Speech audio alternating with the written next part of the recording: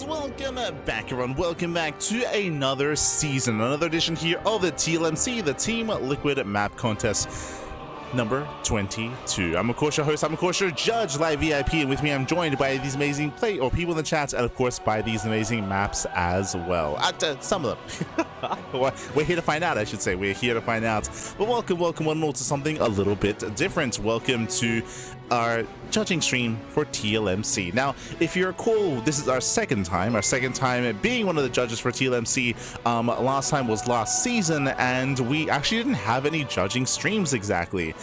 We did have some streams that I had on my personal channel going through some of those maps, but here on the CranKy Ducklings we had more of like a summary stream after all the votes had been tallied and after the TLMC judging had concluded, and then we kind of went over like a bit of a summary of all the top maps and going through our thoughts of the top maps specifically. Here instead we're going through every single map. Oh boy. it's a lot of maps, Pappy. It's a lot of maps. Now, I've already gone through all of them once on my personal stream. I had my first impressions on these maps. Here we're going to be going through a little bit more in depth as to our finalized thoughts on these maps instead. Now, there are so many maps that we're going to be having two streams. One will be today, the other I think is going to be on Friday or Thursday. Let me just double check here. Friday. Okay, so we have two streams, one today, one on Friday.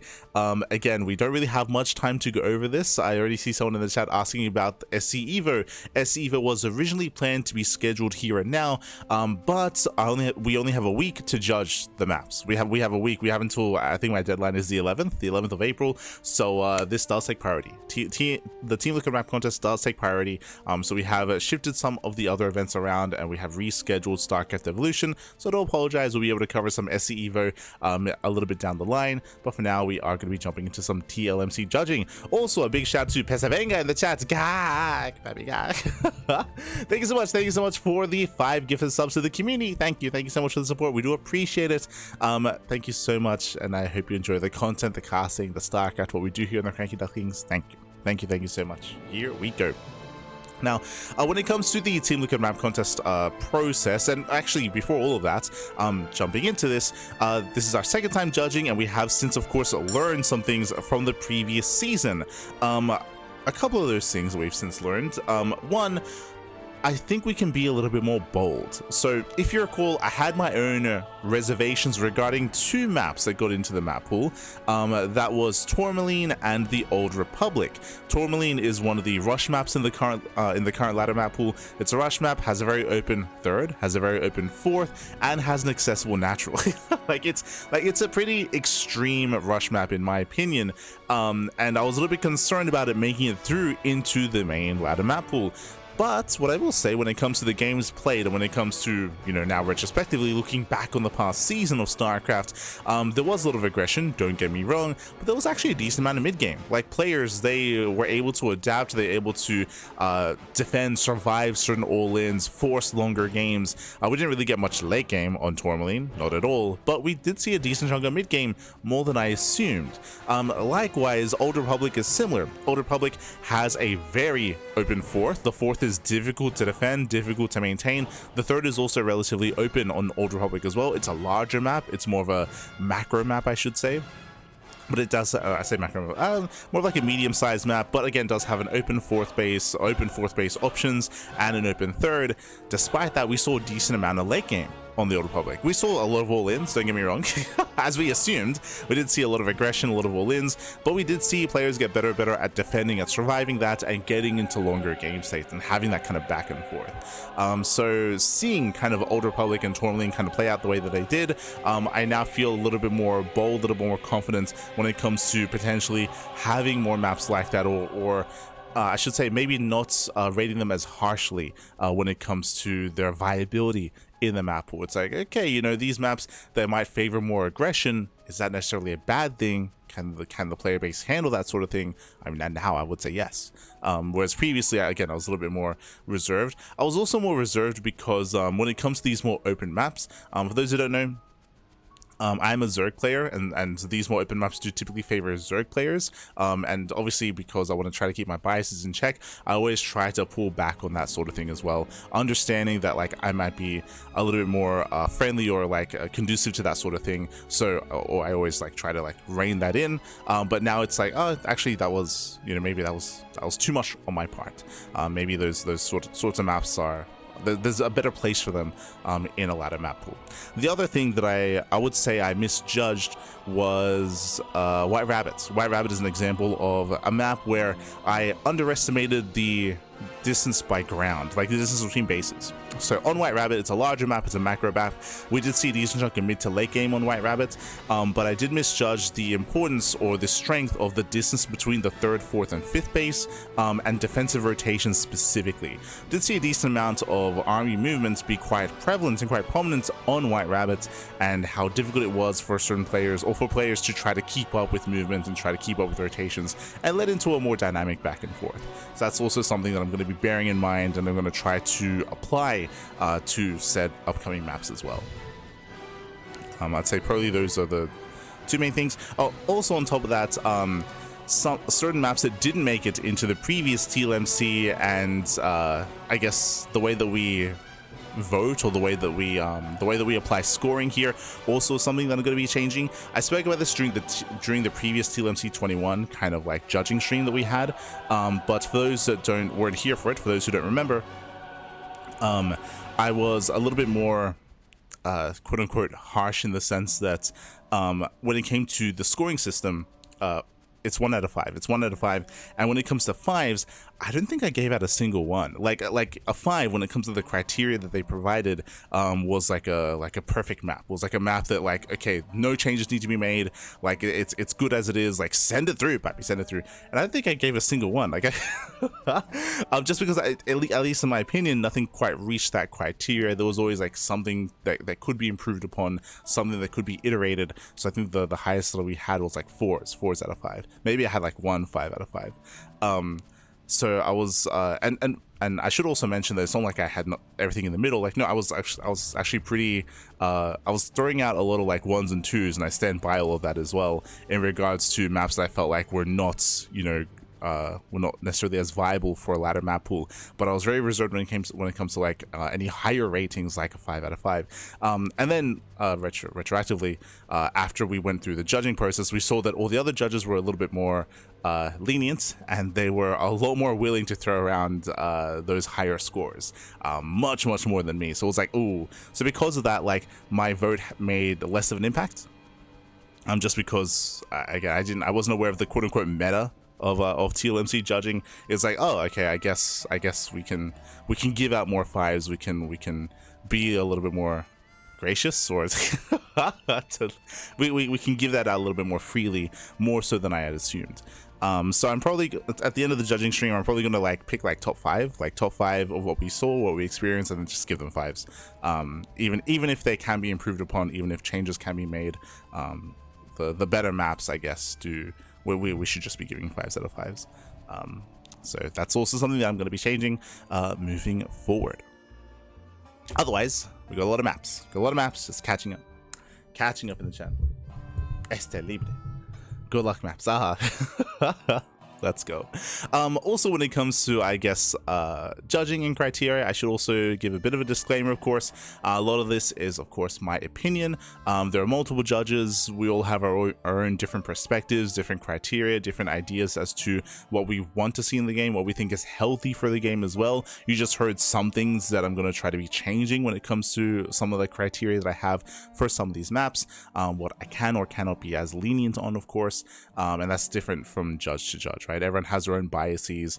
Everyone hopefully is aware of said biases and takes that into consideration when it comes to approaching the judging process of these maps. So bear that in mind. Otherwise, let us jump in. Bam. Let's jump into our first map here. We, of course, are going to be getting into the standard category here of the TLMC 22. And the plan for today is to go through all the standard maps and hopefully go through all the rush maps as well. There's a lot of maps to go through. Again, there's probably going to be 2 streams of this. One stream covering all the standard and rush maps, and the next stream will be covering all the macro maps and dynamic maps as well. Those are the 4 categories of maps that we are going to be going through. And I did go through all these maps once before. Now it's time to go through them all once again. Let's go. So up first we do have Flowering Night. Flowering Night has an interesting aesthetic, I will say that, of course. It is going to be, again, a bit of a larger map of the map pool and a bit of a more standard map as well. First things first, as we go into it, we do have our Reaper Cliff getting into the main base, multiple Reaper Cliffs, I should say. The entrance into the main is quite large. Typically what this means to me here, I think about a Blink Stalker play and Blink Stalker aggression in TVP. Usually the larger the entrance, when I say entrance I mean the blink accessibility into the main base, the more room there is, the more effective it's going to be, the more maneuverability, and the more oppressive it can be as well. If you remember a couple of years ago, this was now what, 2 years ago, the meta was all 3-gate blink and 4-gate blink stalker. Players like Max, Hero, they were abusing blink quite hard, and a lot of games would end quite quickly. So usually this is something that is kind of on the forefront of my mind when it comes to TVP, at least when it comes to the accessibility of the main base, and I usually do see this as a negative thing if there's a little bit too much space here. I should emphasize that the ramp down to the low ground here is on the right hand side. The high ground is in a certain position here that I believe does not cover the entire entrance of the natural, so this natural base is going to be more exposed. Quickly here we can just add a tank to show that.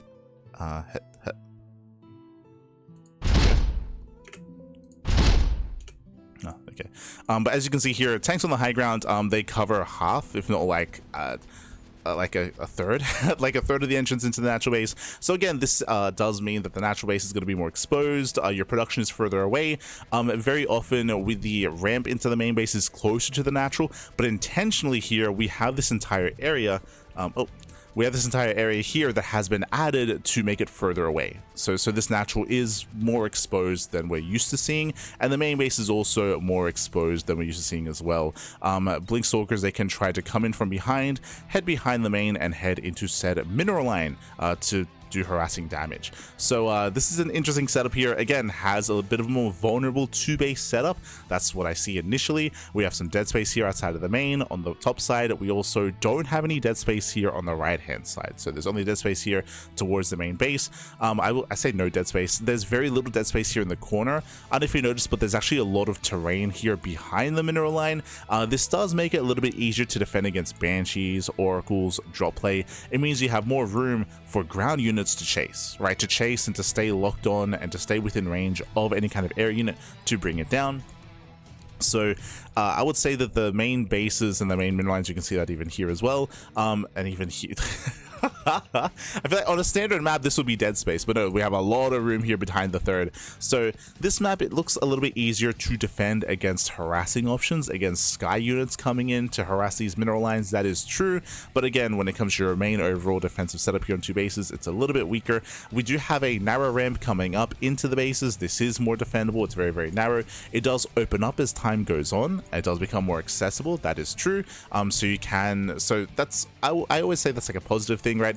Early game, much more defendable here at the ramp, but later game, it's a little more open, a little more accessible. We have our third base. Now, this third base is an interesting one. It's very common to have a third on the high ground, and technically this is on the high ground, but the entrance to the third base is a lot further out, also covered by rocks. This typically means that our initial 3-base setup is pretty well defended, but as the game goes on, these rocks are opened up, they're knocked down, and then you have a little more access here to these expansions, from outside of the natural, from outside of the third, from outside of the fourth as well. I do like this about this map, how there are multiple options as the game goes on when it comes to aggressive play. But one of the reservations that I have is the high ground 4th expansion. Usually something that I prefer personally is more exposed 4th bases on standard maps. I want people to fight for their 4th base. I want them to work for their 4th base. I don't want the 4th base setup to be too easy to attain and too easy to maintain. The reasoning for that is because 4 bases is typically what you need to turtle up on and to max out with mech. More importantly, with Skytoss, right? The PvZ matchup does rely a lot upon the Protoss player getting up to 4 bases. That allows for a maxed out army, that allows for hyper defensive play, and that allows them to be able to kind of like skip the mid game, if you will. That's always a concern that I have. I will say that this isn't too extreme. We have seen more extreme maps in the TLMC, just because like there are multiple avenues of attack at least. I will say that this entrance here is quite narrow. It's quite a narrow pathway in towards the 4th base. We have a wider entrance here. Typically in a game, I would expect an army to be situated here outside of the 3rd and 4th base. So they'll be in this location, and they'll wall this area off. So they'll wall off the natural, the army would be here, and then you have a pretty secure 4 base setup. Again, it's all on the high ground. As you can, it's color coded, right? You can see it's all on the high ground here. It's all easier to defend. That I would say is a negative aspect of this map. It does at least have multiple attack, like multiple ramps. That helps. I will say that does help, and we can get into the rest of the map because there's something else that does help as well. That is the gold bases, right? Jesus. We have gold expansions. We have a gold expansion here outside of the 4th base on the low ground, which does have debris covering the gold mineral patch, and we have a gold base here on the right hand side as well. Now, typically, what do the gold bases mean? What do the high yield bases mean? What does it mean to me, at least?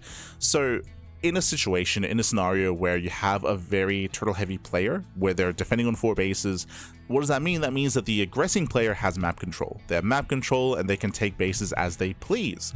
And that means that this gold base should be taken by the aggressing player. So they will have that as an advantage over their opponent. There are some maps like this which wouldn't have a gold. In that case, I would say that's an even greater negative aspect, because then there's less of an advantage that the opposing player has against someone that's just decided to just stay defensive and turtle up. Look at how loud the editor sounds are. I don't know how to lower the volume on that, so for now we'll just have to deal with it. But yes, so we have the gold bases here, and that is something that the aggressing player can take advantage of, can take themselves, so bear that in mind. So I would say that's a positive aspect of this map. Obviously there are debris fields here, and that will slow down a base being taken. There's no high yield gas. Depending on the matchup, gas can be more important than minerals, but at least there's like a bit of a boost here available. That does help when it comes to your worker counts. It helps when it comes to how quickly you're able to saturate, how much income you have as well. So bear that in mind. Now, the downside of this though is the positioning of the gold base. The gold expansion is here on the low ground, and it's right next to the 4th base. So on the one hand, yes, the opposing player should be able to freely take their own. My concern on this map is that you have your easy 4 base setup.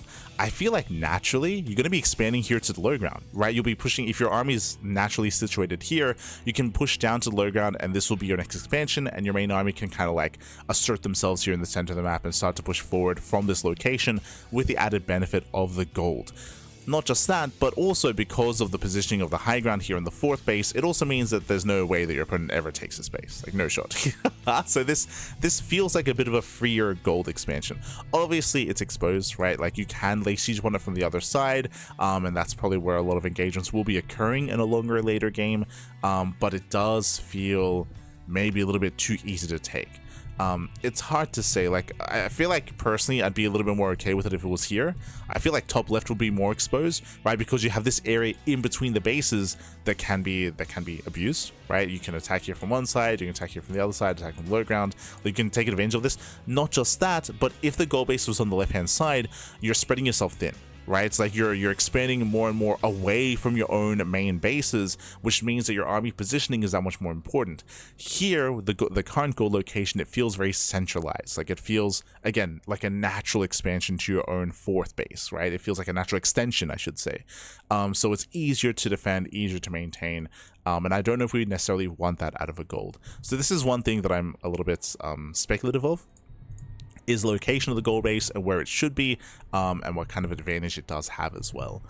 Just because I don't really want to favor like turtle heavy play. Like, I feel like that's a negative thing about StarCraft, is, you know, giving players a reason to not attack, right? To just stay at home, to just build up. So yeah, I'm definitely on the fence about the location of the goal base. I'm on the fence about all the defensive 4 base setup.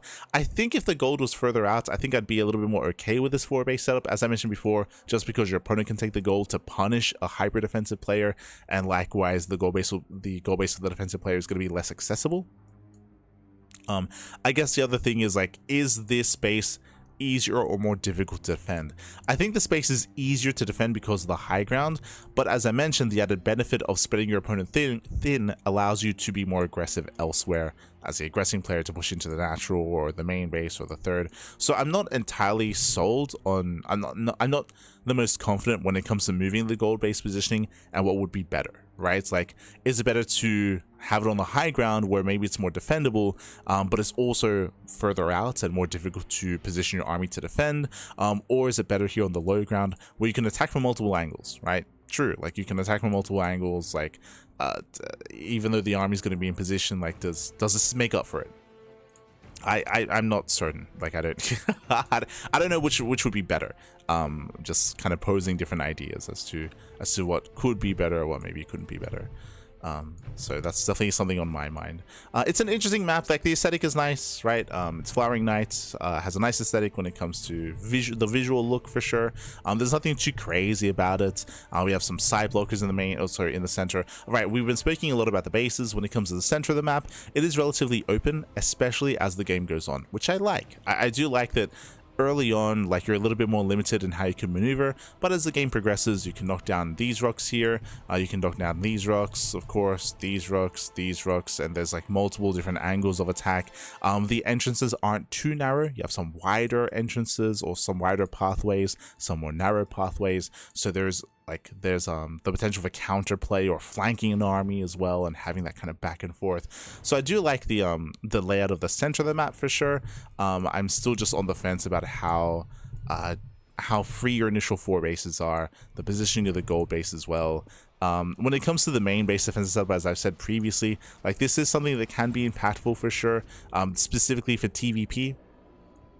When it comes to Blinkstalker aggression, I think I would be one to, especially because your main is so far away from your natural and your production and everything. Like the construction here of these 2 bases is a little bit more awkward. I think I'd be for adding some objects here to kind of limit the accessibility of the main. I think I'd be all for that. When it comes to adding dead space or adding like these towers here, you can see that this is red. Like you can add like objects here to make it so that units cannot actually gain access to this position, which does protect it from Blinkstalkers. I think I'd be okay with like adding some extra objects here to kind of limit it, not to remove it completely, just because like this position is already far away from the natural. Like as the defending player, you have to go this way, then you have to go up the ramp and also down the ramp as well. Like this, it's already like a bit of a challenge to like keep up with rotations and keep up with your army. The main base might be a little bit too accessible in my opinion. So yeah, it's an interesting map. I wouldn't say it's a bad map. I'd probably put it like middle of the road. Like there's definitely things that I would personally want to see changed or improved upon when it comes to making the maybe another thing that we could say is like maybe just make this ramp wider. Again, the 4th base is already on the high ground. Like just the fact that it's on the high ground is like a big defensive advantage already for the 4th. Making it more accessible, I would say, is a positive thing. So widening the ramp, or yeah, I think maybe that'd be if we really wanted to keep it on the high ground, I'd probably say just widening the ramp here as well to make it more accessible. Like there are definitely things that you can do to allow for more counterplay. I think is my big thing, of course. Yeah. Just catching up in the chat.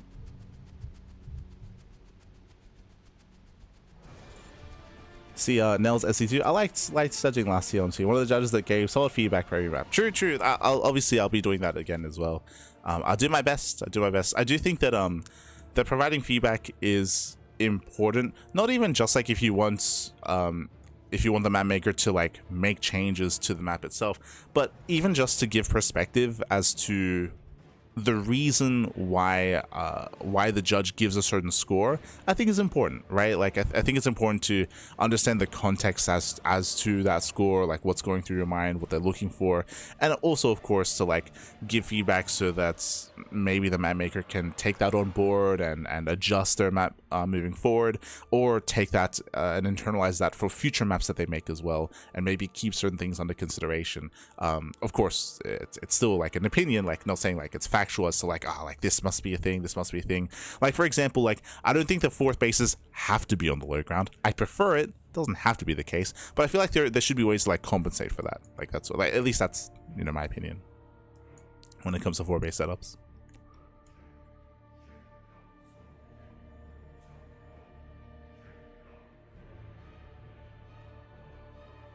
File preferences editor to turn off the sound effects.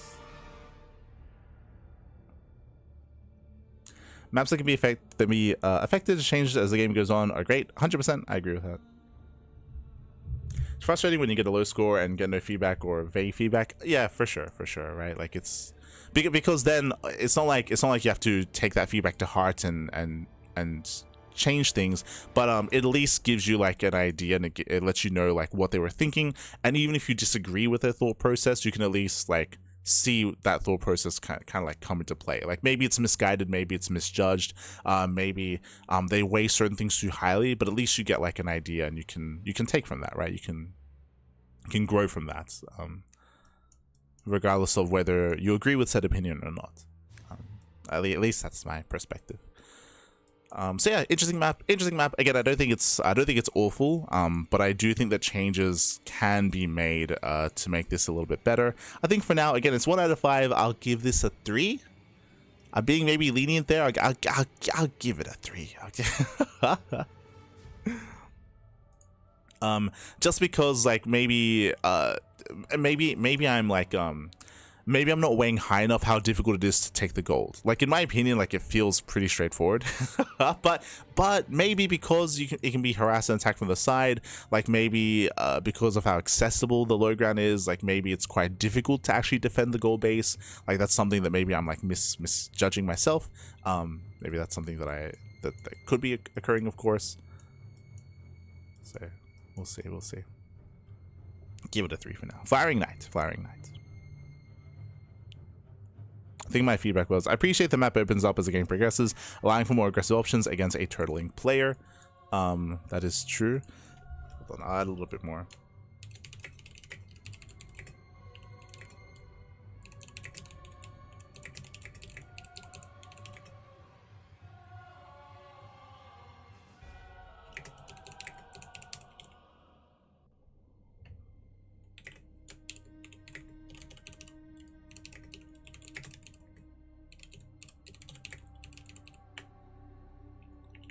Concern regarding the location of the gold base.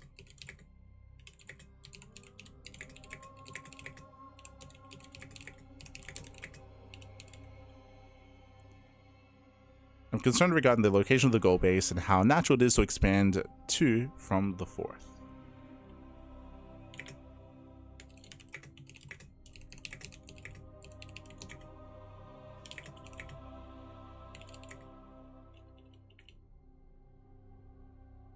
Maybe it still seems to be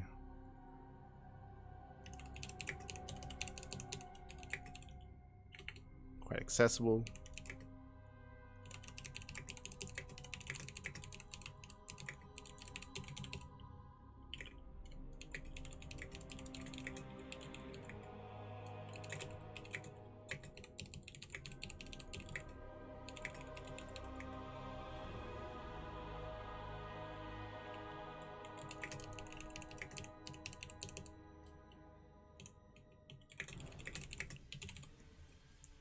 I'd want to limit that by adding a bit by adding terrain to limit Blink Stalker reaction into the main. Something else that I should very quickly emphasize as well, because I was referring to like a lot more later game setups specifically against like Zerg versus a turtling player.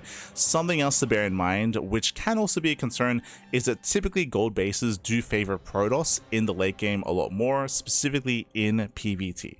Right, PvT right now the meta is, if the game does go on any longer than the mid game, the meta is the Protoss player freely gains map control, and they have the economic advantage, they have the resource advantage, and they just hammer you down as a Terran with pure charged out reinforcements and charged out run-bys, and it can be pretty intense.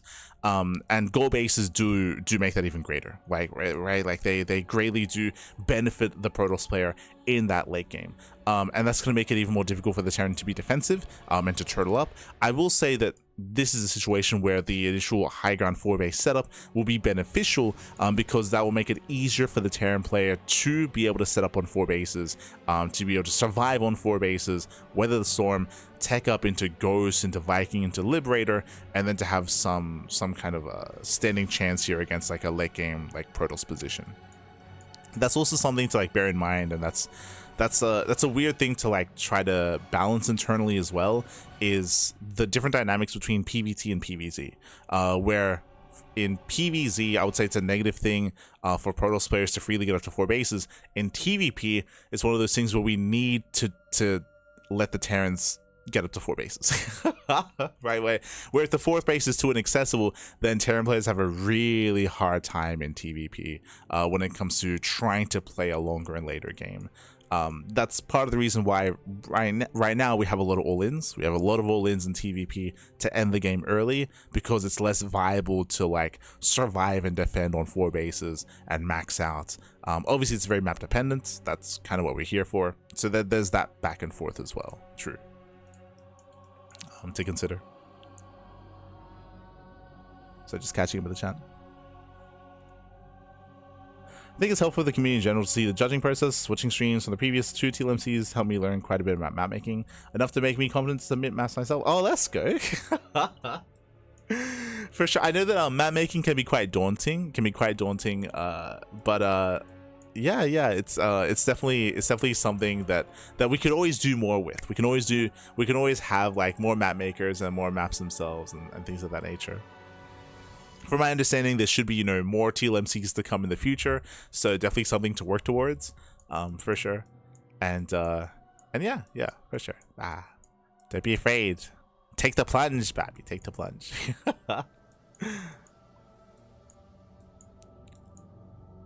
Yeah. Alright, cool. Next map. So that was a Flowering Night. Up next, we have, for those that are curious, we have 21 maps. We have 21 standard maps, I should say, that we're going to be going through today. We don't want to spend too much time per map, because that's already, we've been live for an hour. I mean, part of that was a timer, of course, but don't want to spend too much time per map. Up next, we do have Raining Nights. Sorry, we have Raining Night. What? We have Rainfall. Rainfall is up next. Now, Rainfall is a previously submitted map. If you were, I don't think I went through this map during my previous TLMC stream, but this is a resubmission. It's a resubmission, and there are some changes to the map. So we do have bottom right and top right spawns. So we have our 2 spawn locations. Coming into this, we do have a less accessible main base. We spoke earlier about Flowering Night. Oh, the rain is falling. We spoke earlier about Flowering Night, and on Flowering Night, basically this entire area was accessible. Here, only a smaller patch is accessible. That's the Reaper Cliff. That's also where Stalkers can gain access into the main base, but there's a lot more limitations as to how they can get in. And also, rotating over to the natural is a little bit more difficult because of the terrain, because of the ramp. They have to go back, go up around to hit that natural base. It's a different kind of layout though. Unlike the previous map, this one is a little bit more extreme in the sense that the main base is behind the natural. So none of this high ground protects your natural entrance. So bear that in mind as well. On the one hand, this base is a little bit less accessible to Blink Stalkers. On the other hand, the distance now between this entrance, if you're defending here at the natural base, all the way back, all the way to your main is longer. That's a much longer distance here to help defend your main base if you're out of position. Likewise, the high ground of your main does not help benefit defend your natural. So that's something to bear in mind. Not saying this is bad or worse, it is just very different. It's just a very different layout here for a very different kind of map. On top of that, we do have low ground third and low ground third. We split like this is like almost the polar opposite of what we just saw. Where one of the critiques that we had, or one of the features of Flowering Night, the first map that we went through, was high ground natural, high ground third, high ground fourth base. Here, high ground natural, low ground third, and low ground third. Like, these are more exposed third bases. If you recall, something that we said at the beginning of the broadcast was what we learned from Tourmaline, what we learned from the Old Republic, how aggression isn't necessarily a bad thing, or exposed bases aren't necessarily a bad thing. I would say that Tourmaline and the Old Republic kind of like exceeded my expectations when it comes to the quality of games that we saw there. I was concerned that we were going to be seeing nothing but all-ins, but we actually saw some decent mid-game on Tourmaline, we saw some decent late-game on the Old Republic as well. Now, this map, though, is still more extreme. Similar to Tourmaline, we do have the exposed third, but on Tourmaline, the difference is that this third base is on the same plane of elevation as the natural. If you recall on Tourmaline, and same with the it's on the same plane of elevation. That does make it easier to defend. What I mean by that, here, if a player is going all in, and there's a high chance we're going to be seeing all ins on this map, by the way, very, very high chance, almost guaranteed, but we're going to be seeing a lot of all ins here on Rainfall. And if a player gets outside of the natural, the natural is a little bit more open, more exposed, right? Like, as we mentioned before, like the main base doesn't really help defend the natural base. But if you take over this central location, then you can wedge yourself in between the natural and the third, and then suddenly you have the high ground as well. It means that you can kind of cut one base off from the other, and you have more free reign to push into the natural as you have the high ground advantage against any flanking units, or you can just head down to the third base instead. But this position is more abusable. It's a much more abusable location compared to Tourmaline, where everything is on the same plane of elevation. Here, the high ground does add a lot when it comes to all-ins coming through the main attack path. So that's something to bear in mind. So this is more extreme. This is a more extreme map than Tourmaline. I did mention that there were some changes made. Here we do have destructible debris. Originally, these were just rocks. Now they've been turned into timed rocks, essentially. Remember, these the Zerg giant tumors, they expire over time. They eventually do fall to themselves. That's at around 756, I want to say. Like around 756 is when these rocks expire, and when they open up the center of the map. Very quickly, a big shout out! Thank you so much, Nox Platform, for the raid. Thank you so much. Hope you had a great stream. Hope you had, I'm assuming, a good ladder session, a fun ladder session. Hope you had a great time, and welcome one and all to a TLMC judging stream, one of many here on the CranKy Ducklings. This is still the beginning. We're still at the beginning of the judging stream. We only went through one map so far. There's a lot to discuss. But yes, so we have changed the rocks into rocks that expire over time. This also means that they're easier to break down, just because like at the 4-minute mark they're going to be down to like half HP. So if you have to knock them down, it'll be easier to open up the center of the map. Now this is going to be important just because like the main attack path is not the most direct, but it's quite limited when it comes to flanking options. Like once this area opens up, then you have more access to like try to engage the army in the center map, to try to flank, to try to have some kind of back and forth counterplay, just because otherwise it's very narrow, right? It's just one big alleyway, and not just that, but it's also on the high ground. So imagine an all-in coming across the map. How do you really engage with it? I mean, what, you're going to push up from the low grounds? Like, you can, it favors the aggressing player here, which is why I like to open the map up to allow for surrounds, to allow for flanks. I feel like is a positive thing here. I do think it's a positive change that these were changed from regular rocks to Zerg rocks, basically. When it comes to main attack paths, we do have very narrow bridges in the center, very, very narrow bridges. This will probably be the best place to make a stand, to slow down a push, to force field the army, or to engage, to have the greater flank, the greater concave, I should say, and to slow things down, because otherwise you have nothing else. Like, like there's no high ground defensive position, there's no line of sight blockers, like there's no rocks. Like it's purely just these bridges that help slow down all ins. Otherwise, bam, they just make their way across the map, they hit the natural, and they can hit very, very hard.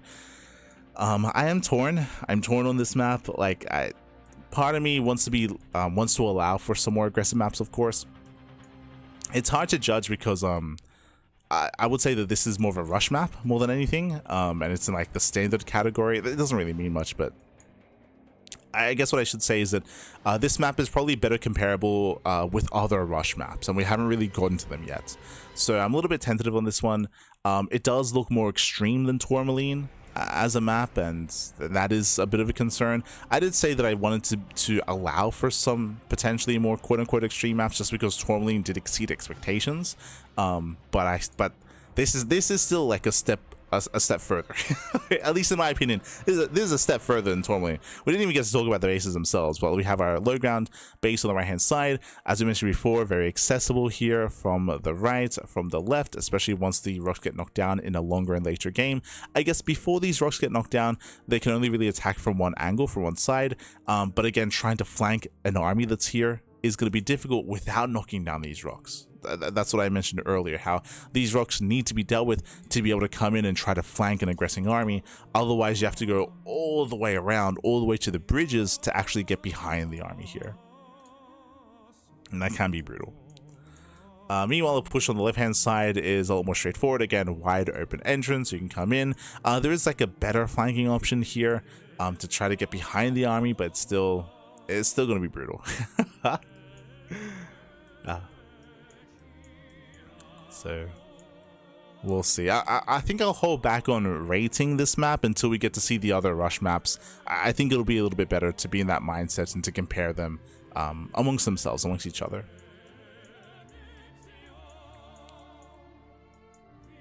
But yeah, it's a little bit more wild. I'd love to see the ultimate monstrosity where the ramp from the main to natural actually goes up, so the main is one level lower. The low ground, you're talking about a low ground main. There are Brood War maps that have low ground main bases. If you maybe haven't watched StarCraft Evolution, is it Holy World? Holy World has not just a low ground main, it's a low ground main surrounded by 3 bases. There's like 3 high ground. Basically there's high ground surrounding the main base, which means you can attack from any angle. So you can come in from behind. Like, so basically imagine this is the main and the natural is here, the 3rd base is behind it, and the 4th base is here on the right hand side, and the main base is on the low ground. And because it's surrounded by bases, that means that there's no dead space. It means it's surrounded by terrain. So you can come in and you can drop anywhere. You can to attack the main. It's crazy, baby. It's crazy. But yeah, personally, that's what I like about StarCraft Evolution, is that they don't hold. Or I guess what I like about Brood War is that unlike in SE2, Brood War, they're unrestricted. Like, I could never imagine a map where we have a low ground main surrounded by terrain. Like, that sounds crazy in StarCraft 2. It's a different game, of course. It's a different game, but that is something that I'm envious about when it comes to Brood War, is their lax limitations on maps. But it's also different because in Brood War, you can more freely change the map pool, right? Like, it's a easier process to change the map pool on a much more regular, much more seasonal basis. So in Brood War, you can have unbalanced maps or imbalanced. You can have imba maps, pappy. It's fine. It's only gonna last a season, and the season's like a couple of months. Then they can just get rid of it. Like if there's an issue, then it's only temporary, I should say.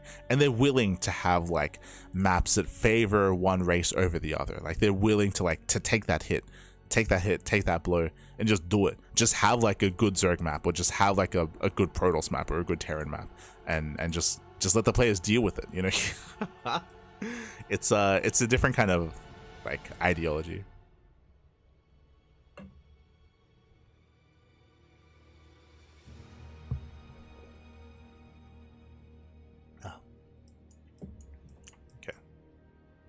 So personally, I think I'm gonna come back to this. Otherwise, like, I do think it's a little bit too extreme. Like, I'm thinking like 2 or 3 because of that. But at the same time, like, it is important to have some variety in a map pool, and I think I'm a little bit more comfortable like kind of pitting this against some of the other rush or aggressive maps, and kind of comparing and contrasting it there. We'll give it a 3 for now. What was my comment? The two third base options seem difficult to defend due to their low ground locations and wide attack paths. The elevated position in between the bases also seems very abusable. Aggression will be favored on this map. The narrow bridges will help the defending player engage ahead of time, and once the Zerg debris expire, the map opens up for more flanking purposes. Okay. Those are my comments that I wrote yesterday. Up next, Undergrowth.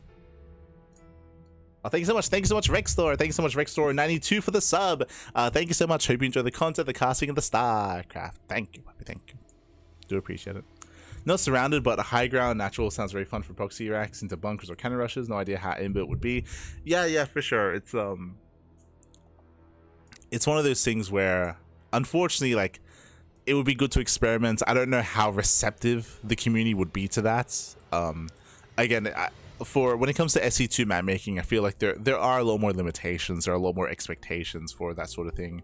I mean, for good reason, right? Like, because of the Liberator, right? Because of the Liberator, because of the Sentry as well. Like, there are certain units in StarCraft 2 that need to be that you need to bear in mind when it comes to like protecting mineral lines or having like too narrow choke points and things of that nature. It's other things to consider, of course. Whether that's a good thing or a bad thing, I mean, people have their thoughts on the Sentry, they have their thoughts on the Liberator, but we're going to be loading into Undergrowth. Okay, so Undergrowth is going to be our next map. Here we have our main base. Once again, I remember this from yesterday's stream.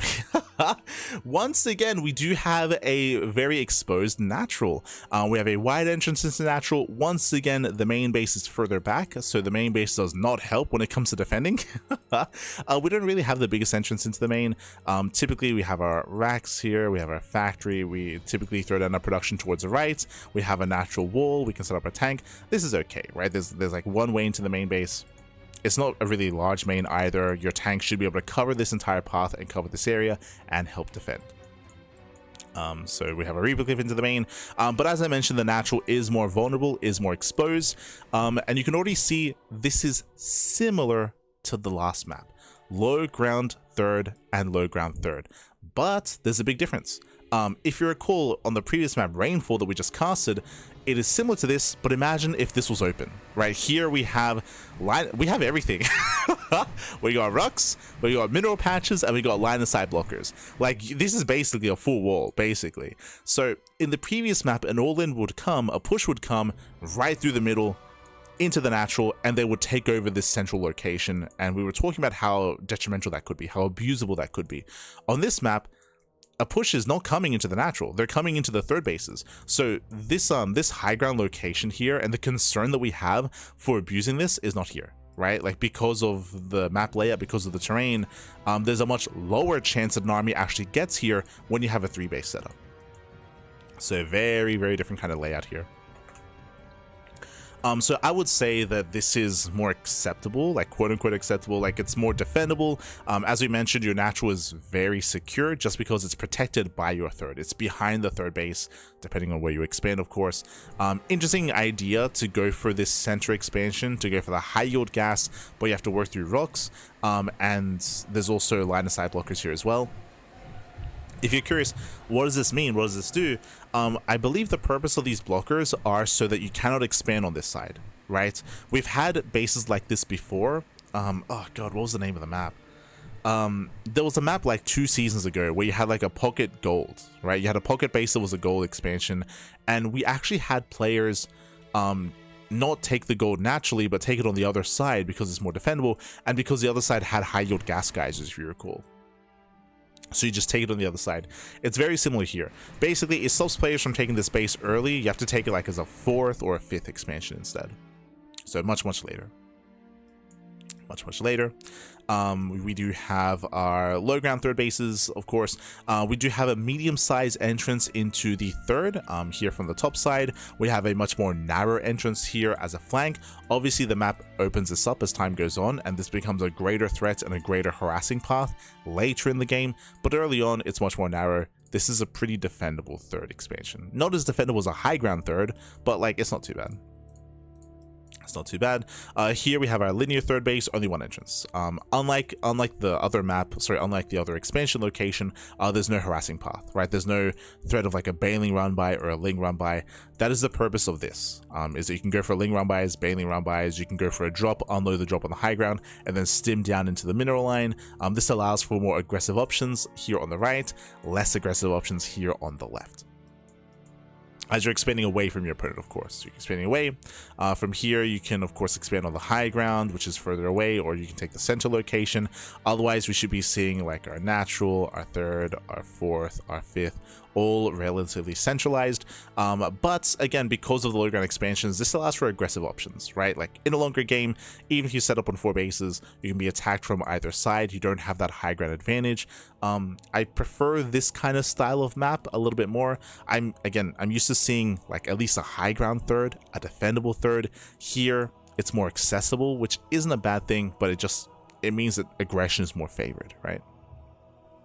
Aggression is more favored.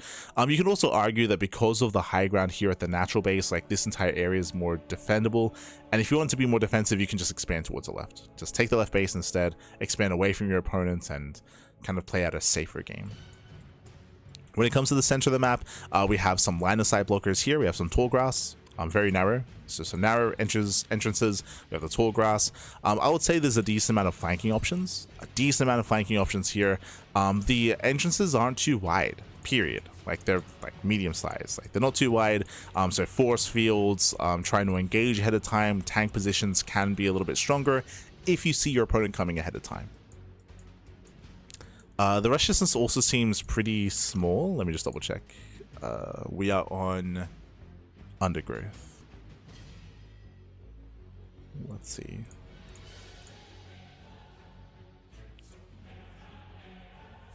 There. Rush distance is 30 seconds. Okay, 30 seconds.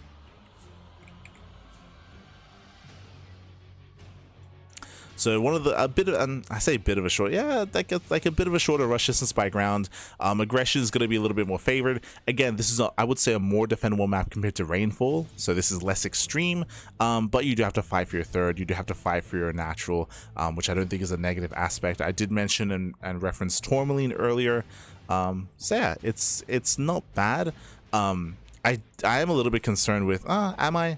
I was going to say I'm concerned with the accessibility of the natural, but you still have high ground technically. Like you, like you can still engage a little bit further out here and have that high ground advantage. It is a wide entrance. It's a wide ramp.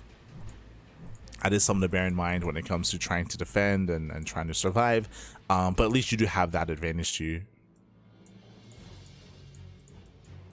Like, instead of this being open. Like, I'm just thinking about Rainfall. I'm just thinking about the previous map. It's just... This is what I would want more out of an aggressive map like that, compared to what we had on Rainfall. Outside of that, there's not as much to get into. We have some dead space here outside of the main. We have a little bit of dead space outside of the natural as well, just a little bit. For the most part, it looks like you might be able to hide a unit here in the very corner of the map. There's not as much space behind this, so harassing options are available. And not too bad. Not too bad. Again, not overly turtle heavy, more accessible, more aggressive, but not as extreme as Rainfall, like when comparing some of the maps to the others. Let's see what I wrote down yesterday. Due to the layout in the main, it is susceptible to 3 to 4 gate blink aggression. True. This is specifically in reference to the distance between your natural and to your main, I would say, specifically the distance. The high ground doesn't cover the natural, and the ramp location causes an awkward defensive rotation between bases. True. We were discussing that earlier. Personally, I think the...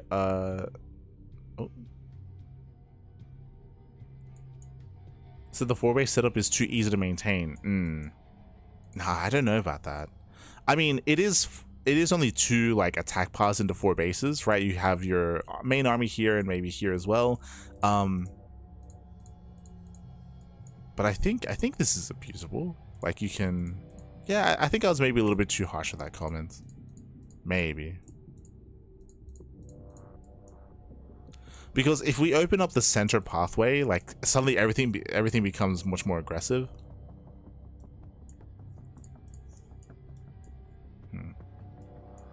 What are the advantages? Bearing in mind that, okay, so shifting perspective, if we do force a longer and later game, this does have the advantage of the high yield gas this time instead of the gold base compared to Flowering Night, where you can knock down these rocks, you have the high yield gas advantage, and you have that advantage over like a player that's like turtling up.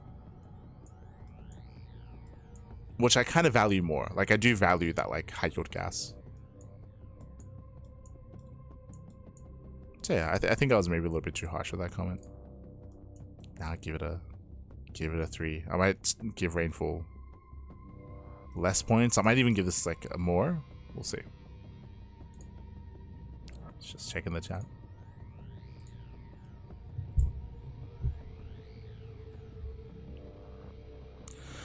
Oh, hello, Omnisceptic. Omnisceptic. I don't know if it's helpful at all, but I believe it's Control-Shift-C to reset the camera to gameplay approximate, so you can more easily judge the chokiness/openness. Control-Shift-C. Oh god, no! Oh god. Oh Jesus.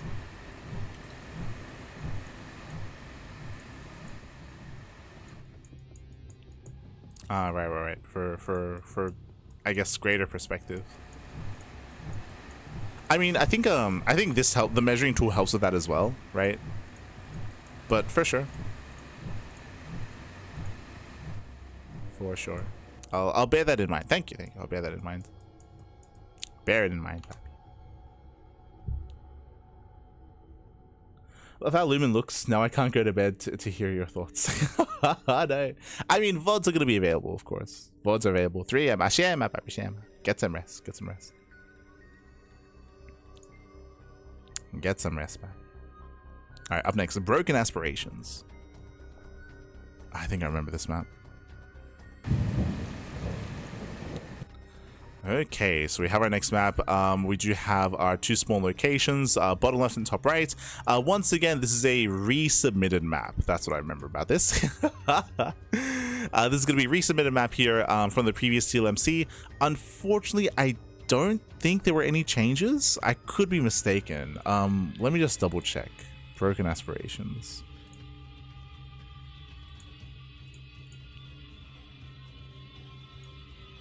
Once again, I wish that whenever there were resubmissions that we would we'd get like a note from the map maker that kind of specifies whether or not any changes were made.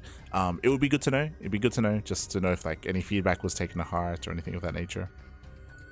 Okay, it looks like there were some changes here. From TLMC 21 to 22. So it looks like they moved some towers and some rocks around. Actually, a lot of changes were made. Okay. Aesthetically as well. So from the beginning, we do have our main. Once again, these past couple of maps, once again, we do have the main base. It's quite actually far away from the natural. It's quite far away. This does leave it a little bit more susceptible. Here we have a wider entrance into the main base for Blinkstalker aggression, and of course a very wide entrance into the natural. Very wide, wider than the previous map. So wide entrance is natural, a more open and susceptible main base as well when it comes to rotating back and forth, a bit of a longer distance. So interesting that we've had a couple of maps having this kind of style. But this map is a little bit more extreme in the sense that we do have a much more accessible natural expansion here. So coming into this, there's no high ground advantage, there's no ramp. So we have a much more accessible natural. Likewise, we have a much more accessible third base and a much more accessible fourth base as well. When I say accessible, I mean wide entrances. Wide as hell as entrances here into all 3 locations. This feels like I want to say this feels like a bit much when it comes to how accessible these expansions are. I did say that I wanted to be a little bit more lenient towards aggressive maps, more so than previously, but this does feel like a little bit much here when it comes to all-ins. There are ways to slow down all-ins. We do have towers here in the center of the map that can be knocked down to limit attack paths. I would say this actually favors aggressive players more. Again, the main attack path is just a direct line across the map to hit the third from the opposing natural base. So I'm thinking of like 2 base all-ins, 3 base all-ins, pushing across the map. I say that these towers help the aggressing player because they can be knocked down to limit flanking options, right? Like if you wanted to try to come in from behind or come in for a flank, then this can be punished by knocking down these towers and fully sealing this off. But that's usually applicable in longer game states. I think that's why this was changed. If I'm not mistaken, I believe these used to be... Yeah, these used to be just regular rocks. These used to be regular rocks, and there used to be towers that could be knocked down here. So there were some changes made. I do think that this is better in the sense that it's currently open, right? So there are flanking options. You can flank as long as these towers don't get knocked down. You can come in from a flank. You can come in from the side. You can try to engage with the army ahead of time before it does move in towards your third. So I do think that was a positive change to move that around.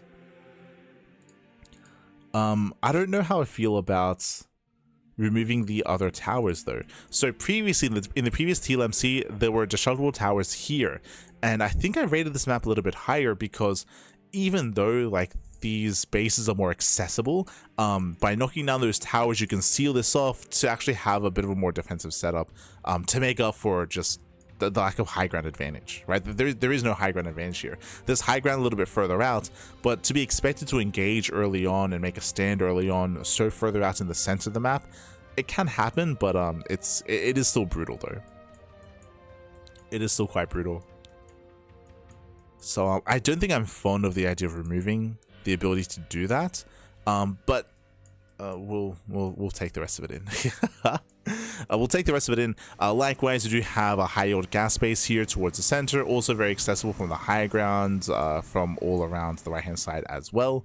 I'll be honest, I don't really see games lasting too long on this map, just because of how open a lot of these bases are. Like I don't see a player like taking their linear third base. Like again, like this area here looks very abusable when trying to expand towards the left hand side. The distance as well is also longer, like longer here to try to go around and protect that third. So I feel like triangular third base into the linear, into your fourth base from there makes a little bit more sense.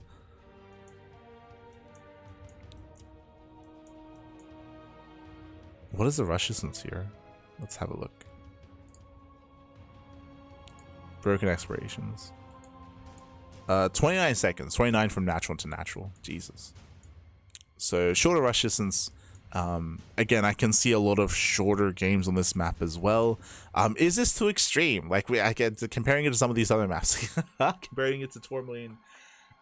This does remind me of Tourmaline. Unlike Rainfall, there's no high ground here that can be taken advantage of. True. So we might have seen Rainfall might be a more extreme map as well compared to this. So at least there's no high ground that can be taken advantage of by the aggressing player. That is true. At least the Zelnaga Tower exists. That's also another factor that I should consider, is the fact that you can see armies pushing ahead of time, even if you aren't quite in position outside of the base. You have the Zelnaga Tower that will give you a heads up when it comes to an aggressing army.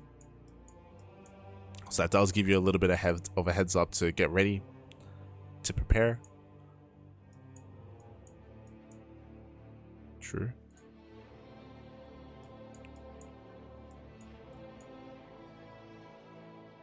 That does help. The side blockers are interesting. They also do allow for certain like positions here to kind of lay siege upon the natural and third base, like push forward. Setting up tank lines is what I'm referring to. Yeah, it's hard to judge a map like this in a vacuum. I feel like, as I mentioned before, this is one of those maps where I'd have to like compare it to some of the other aggressive maps out there. I think I'm more receptive to this map than I am to Rainfall. I feel bad for Rainfall. But I think I'm a little bit more receptive to something like this. It's still a lot more extreme. It's still a lot more aggressive, of course. That is true. But again, it isn't necessarily a bad thing to have a couple of aggressive maps in a map pool either. It's interesting. But as I mentioned, it might be too aggressive. Like whether it's having rocks here or having a point of elevation, I think that's what I would want. A little bit closer to the third base. As I mentioned before, in the previous season, there used to be rocks here. There used to be rocks here that you had to work through. It's interesting that they were removed. It's interesting.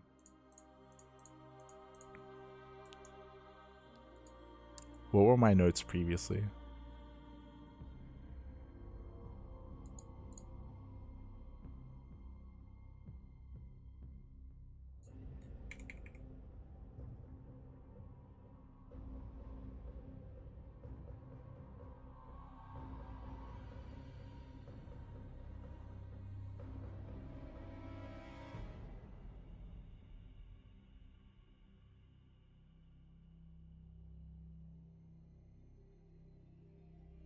Yeah, I think my comments for the previous TLMC were my concern about ease of rotations, but I did mention something earlier about White Rabbit, how I misjudged kind of like the distance and just rotating defensive armies. I do think the distance was fine here. It is a very direct path, that is true, but I don't think that's as much of an issue anymore.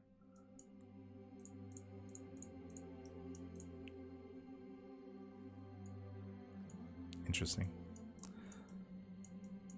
Yeah, it's very different. it's a very different map. I don't see games lasting too long on this map just because of how accessible all the bases are. It might be too accessible. That's my big concern here. It might just be too open, too accessible. It might favor aggression a little bit too much. That's my reserved thoughts on this map so far. This is Broken Aspirations.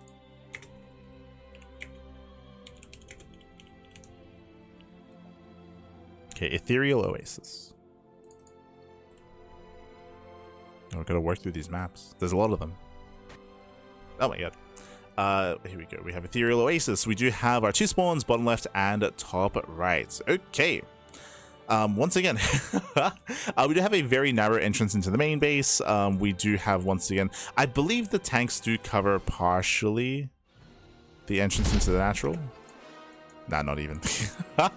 So we have, once again, a more exposed natural base. It's more susceptible to aggression.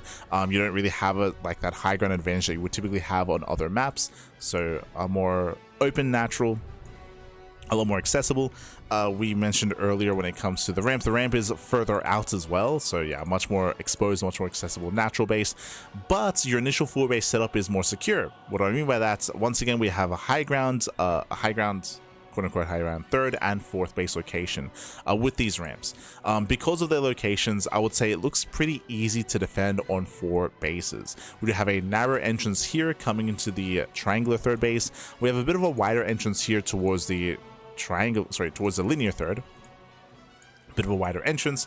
We do have again, a bit of a more narrow entrance here in between the bases as well. So as long as you can maintain control of these locations, you can defend on 4 expansions. What I will say though is the map does open up over time. We do have these debris in the center of the map that do expire, which will allow for a more direct attack path towards the triangular 3rd base. That is true, but this is also quite narrow. It's also quite narrow in comparison to some of these other entrances that we have seen. This is kind of more what we expect. Like, the previous map was much more extreme, where everything was open. Here, everything seems a lot more closed.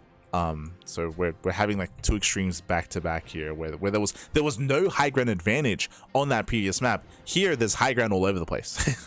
So it's quite a bit different. I'll also say that I'm not too fond of the overall layout of this map. This is something that we saw actually quite a lot of last TLMC. I think this is quite rare this time, which I think is a positive thing. So, running it back a little bit here, we have our initial 4 bases, 1, 2, 3, 4. The other way you can expand though is you take your triangular 3rd base and you expand forward here towards the high yield gas geyser. Now, my concern here about this central location is that it feels quite defendable. You can knock down these towers, you can seal this area up, it becomes very, very narrow. Bearing in mind that these rocks do expire over time, that is true, but by no means is this space accessible. You still have the high ground advantage, and there's still a much more narrow entrance here on the right hand side to push in towards that center expansion. My issue here, and this is something that again is less prevalent this season, was much more prevalent last season, is that taking the space secures the low ground, and it secures the low ground expansion as well. You can knock down these rocks and you can have a much more secure initial like 5 base setup.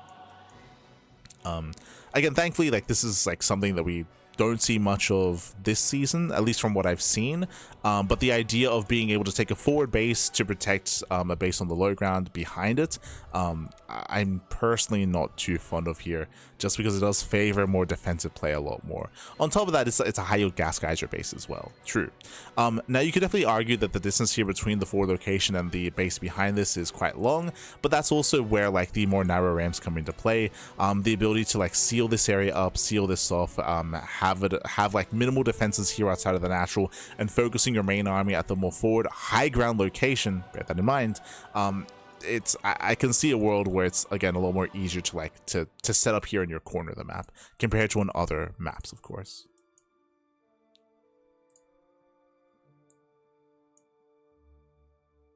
How many submissions this time around?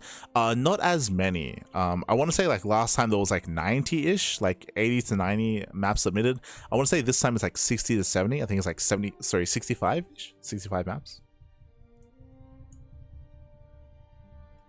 Does anyone know if these new maps will be released as soon as TLMC 22 ends? So mid-season or next season? I believe there's already like a bit of a timeline that was released. So the TLMC ends, I believe there's still going to be the voting period. There's going to be the TLMC tournament that's going to be taking place as well. As Patches said, beginning of May. Yeah, from my understanding, it's like end of April, beginning of May, like ish time frame.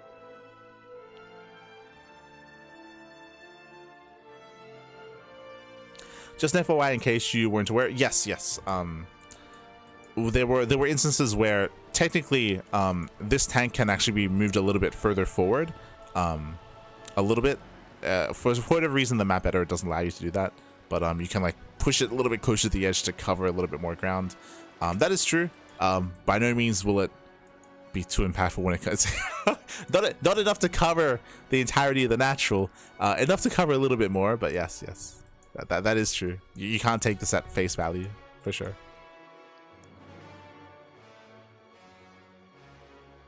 Way less but expected because of the weird submission phase, where it was announced late and had a shorter submission phase. For sure.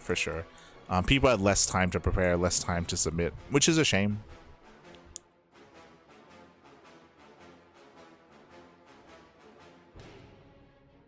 Tango most only hugs the edge more tightly in game by a blocker. So yes, for sure. You are correct. But yeah, so personally, I'm a little bit less fond of this map layout design. Again, you have your high ground expansions, you have a high ground forward base as well, protecting the low ground expansion. I usually see this in a bit of a more negative light. You could definitely argue that as the because even like this main attack path that opens up a little bit later. Even this main attack path that opens up a little bit later, even this is just very narrow. It's very narrow when it comes to like how you're able to like push in. I guess what I mean by that is you're able to slow this down a little bit more. There are some narrow ramps going up into the high ground which make it difficult to engage an army. That is true, but it also makes it difficult to just engage the high ground period. Like I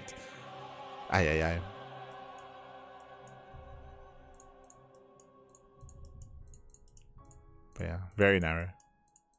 All of this actually, Jesus.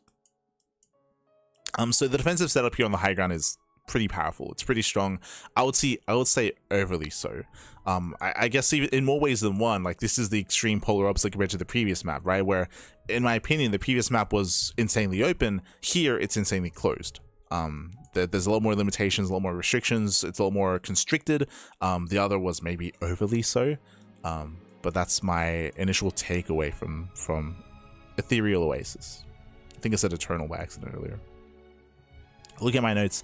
Typically, I look for a base layout that makes it more challenging to defend a fourth, to allow for more counterplay. The high ground and narrow entrances allow for a very secure four-base setup. Alongside this, the forward high gas expansion can be taken as a fourth to be used as a launch pad to push across the map with relative ease, also allowing for a secure fifth. The map also features narrow alleyways and ramps, making it difficult to flank or engage a pushing army. Yes, as we were mentioning, especially when it comes to trying to push up into the high ground, very narrow entrances, very difficult to engage, even here on the low ground as well. And as we mentioned, once you can secure this high ground position, you can then start to push across the map, and it looks just very, very difficult to engage like a 4-base high yield army here. Whether it's Terran, whether it's Protoss, like it feels very difficult. So yeah, I'd probably rate this map quite low, actually. I feel like this map kind of like encompasses certain negative aspects that I would want to avoid in StarCraft 2 when it comes to favoring turtle heavy play and also making it difficult to engage armies as well. When it comes to the main bases, like there is some I guess some dead space here outside of the main, dead space here outside of the natural, like that's I guess something to consider when it comes to harassing options. But yeah, this is typically what I don't look for in maps. The no publishing, yeah, true. That was also a factor. All right, up next, Abacus. Abacus 2. I think this is also a resubmission, if I recall correctly. I remember that. Now, does anyone know, was this changed at all between seasons? Welcome to Abacus 2, by the way. This is a wild map. God damn it. I'll try to double check. Did this get any updates? Abacus 2.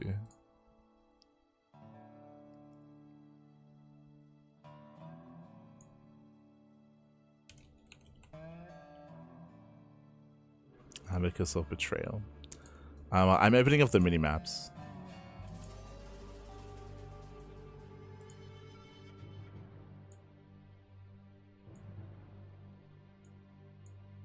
I don't think it was changed at all. I'm looking at the side to side, like mini maps of the previous submission, and it looks the same unless there's like a minute detail that I'm missing. But anyway, Abacus 2. Okay. One, I like the aesthetic, right? It's cool, you know, lava all over the place, like fire, brimstone, you know, it's aesthetically it looks nice, I guess, or it looks different to what we're used to seeing, and it has some unique features. So coming into this, we do have our main. Our main is very secure. Unlike some of the previous maps that we've been looking at, there's like no Reaper Cliff, there's no entrance in from the third base. So there's no Reaper Cliff, and there's also There's also no blink path, so your main base is a lot more secure. Your main here is behind the natural, so very secure main base. You then get into the natural. The natural is a little bit more exposed, a little bit more open. There's a wider entrance here in towards the natural. There's actually two entrances. We have a ramp on the right, and we have the main entrance here on the top side. So multiple entrances into the natural base. I will say that this ramp is pretty secure because, hey, you just expand here to the right hand side. You take your third base. You only really have one third base option. I don't see players expanding towards their opponents. There's a lot of wider ramps, that is true, but one of the big features, as you can see here, is the healing shrine. I don't like the idea or the usage of healing shrines on this map. So we have a healing shrine here. This is behind the fourth base. So in a longer macro game, you have your main base, you have your natural, you have your third, and you have your fourth expansion. And the healing shrine is right behind the fourth base. This is not the only healing shrine.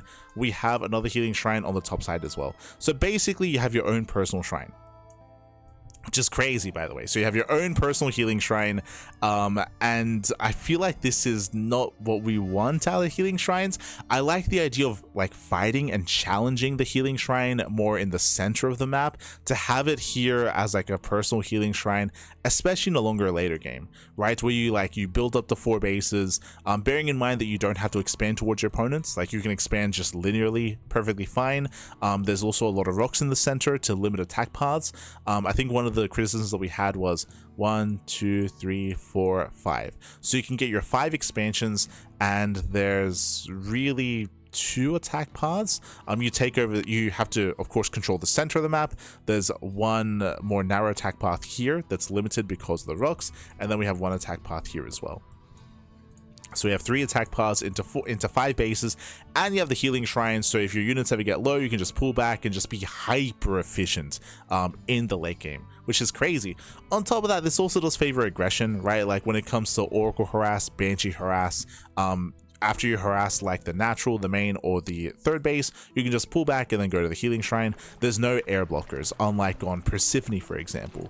There's no limitations, so you can just, when it comes to harassing units, you can also just back off and heal up. I don't think this will help all-ins. All-ins, they typically hit the, oh, they might actually. like I'm thinking of an all-in hitting the third, like a 2-base all-in. A 2-base all-in comes from the top side, hits the third expansion. Is there a world where the all-in pivots away to the healing shrine? Like does that happen as well? Maybe. Like again, it's just right next to the third and fourth. Like it's just a really odd location. So it can be used to help bolster all-ins potentially, as they can just pivot back and pivot away the healing shrine, or again, it can be used as a pocket healing shrine in a longer and later game. It's unique, it's different, that is true. Personally, I prefer like contested healing shrines, like as a preferred like usage for me at least. To have healing shrines more like in centralized locations that you can fight for and that can be used in a more dynamic way. But yeah, that's crazy. I guess some of the other features here is that we also do have like these little islands. The way that they work here, you can see that these are worker paths. These are worker paths to get up in towards top left or in towards bottom right. And with that, you can proxy. I think that's the only purpose here of this little island, is to like proxy Stargate or proxy Starport. Those are the two, or maybe proxy Twilight Council. Those are the three things that come to mind. To hide a Twilight Council, hide a Dark Shrine, just because if you make a unit here, that you can't leave. Like you can't make a unit that can leave here aside from like air units or hidden tech. So we have a hidden like little island top left and hidden island bottom right. Again, it's a unique concept. I'm not opposed to the idea of having these hidden islands that can only be really scouted by workers as well. Yeah, again, I'm not too fond of like the usage of healing shrines here. And kind of what that entails. I don't see how Protoss expands versus Zerg here ever. Yeah, I mean, kind of. Like, again, the natural base is a little bit more open. The third base is a little bit more open as well. That is true. Yeah, that is true. I push back against that because of what we said earlier. Like, I was very skeptical about Tourmaline and how open Tourmaline was, because Tourmaline is similar, right? Tourmaline has an open entrance into the natural and has an open entrance into the third base. I would say that this is more defendable than Tourmaline. And we often do get a lot of mid-game in Tourmaline as well. So I would push back against that, and I would say that we've seen more extreme maps have a little bit more success. Obviously, Tourmaline is full of all-ins. We see a lot of all-ins on Tourmaline. We saw a surprising amount of mid-game on Tourmaline. I believe the rush distance by ground is longer on this map, and of course we have elevated positions to fight with, which don't exist on Tourmaline either. If you remember, Tourmaline is just a direct path. It's a direct path from base to base. Here, there's high ground, there's points of elevation to engage ahead of time, to slow down a push, and to take a better fight. So I would push back against the idea of like never being able to set up on like 3 bases, just because we've seen more extreme maps where that has been successful. Am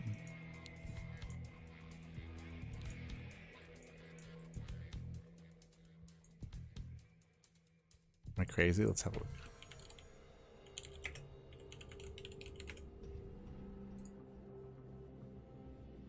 Let's have a look.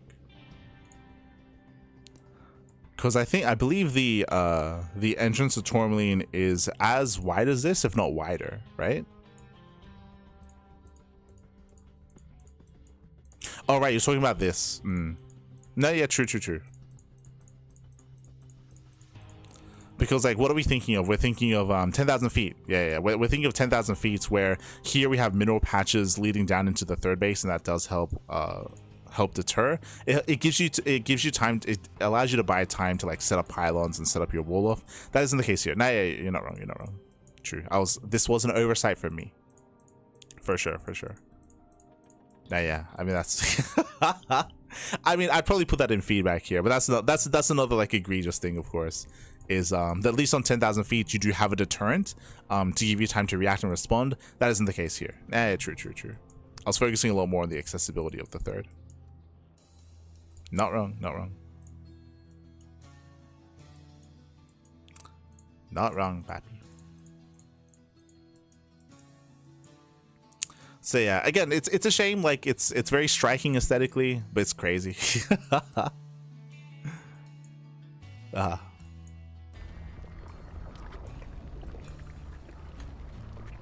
add that.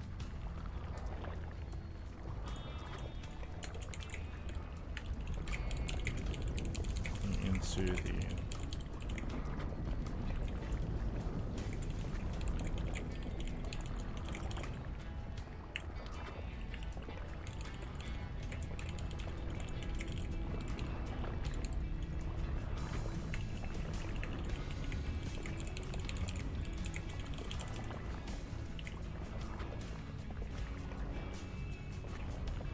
$10,000 atmospheres has 4 lines of 5 middle patches, I think. Patches. Yeah. Like that's what I would, I guess, like if we really wanted to keep this layout and keep this aesthetic, then that's something that I would, I guess, that we would potentially add here. Or just add rocks. Or just change the layout. But even then, like as I mentioned before, even if we do like add that kind of amendment here, like I'm still not fond of the pocket. The idea of a pocket healing shrine, like no shot. That's crazy. Maybe I need to be more open-minded. True. Have all the healing shrines. Maybe.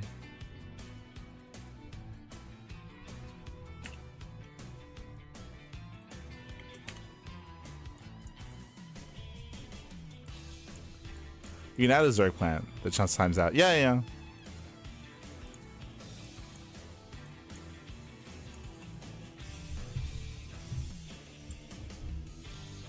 Like something crazy like healing pad. I mean, I'd be more receptive to a healing pad in the middle than a healing pad behind the 4th base. Like I.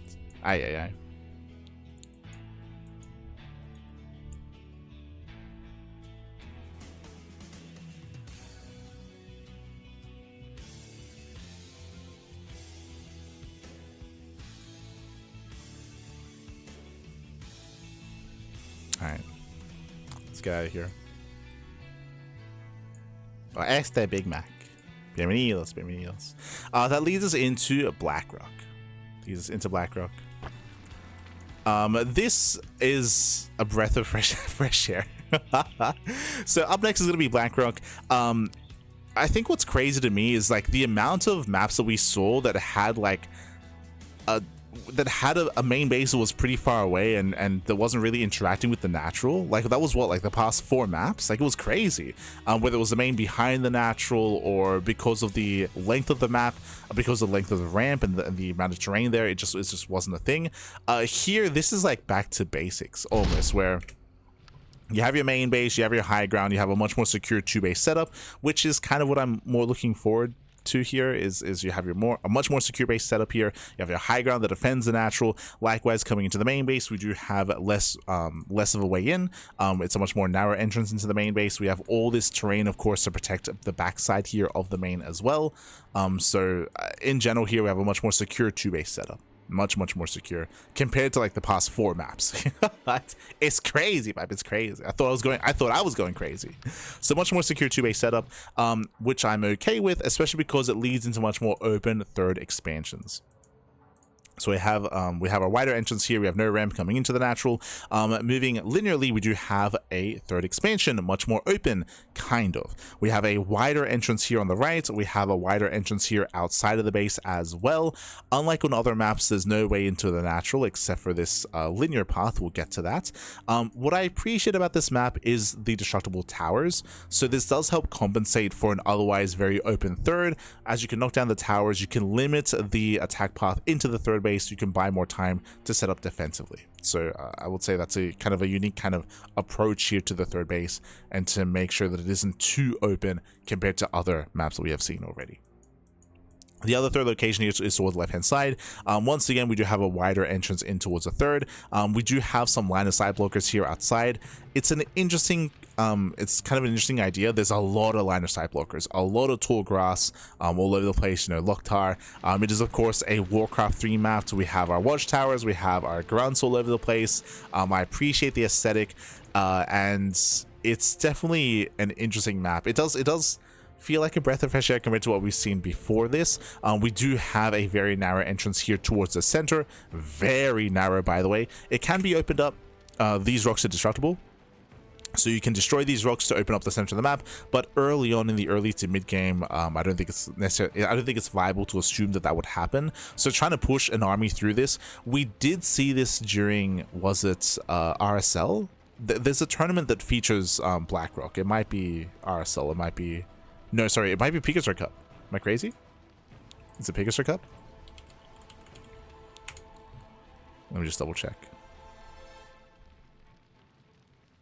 No, not Pikachu Cup, but there's a tournament that's been featuring Blackrock. I think it might be at RSL, and we have seen some players actually make it through this and get across the map. Make it through this and get across the map, but for the most part, like, we should be able to keep up with army rotations and kind of punish any attempted army pushing through the center instead. It's definitely a unique concept. Once again, I do think that the fourth base might be a little bit more open, might be too open, but as I mentioned before, I like the idea of fighting for your fourth, right? You fight for your fourth base, you have a much more secure 3-base setup. It's something that I'm not opposed to, that I probably am going to be rating a lot more higher. There are also more destructible rocks in the center, which you can knock down. This does kind of limit attack paths and limits kind of flanking options as well. True. If it wasn't for that, the center of the map is a little more open. Once again, a lot of line of sight blockers, a lot more rocks that can be knocked down. And of course, the nostalgia, baby. True. Was Pikachu? Okay, there you go. Was Pikachu. Yeah, I think Bomyoja had vetted through some of the maps to like add Blackrock, and I'd probably agree with his sentiment to add it. I think I'm for kind of like this map layout here. The concern, of course, is that these bases a little bit too open. They are going to open up in a longer and later game once these rocks get completely destroyed and completely knocked down. These are going to be more open locations, which again, I would say is a positive aspect. Like, I lean away from the idea of having hyper defensive 4-base setups. I lean towards having more open 3rd and 4th bases instead. Obviously, like, there can be a step too far, and I think we've seen some of that previously. I'm still thinking about, what was the previous map? I'm still thinking about like Broken Aspirations. Yeah, I'm still thinking about Broken Aspirations, which has an open natural, open 3rd, and open 4th, without like any way to really like tighten things up. Here you actually have destructible towers to knock down to give you time to secure your 3rd base, as opposed to Broken Aspirations. So I think even comparing those maps, like, I would I would rate this above the other.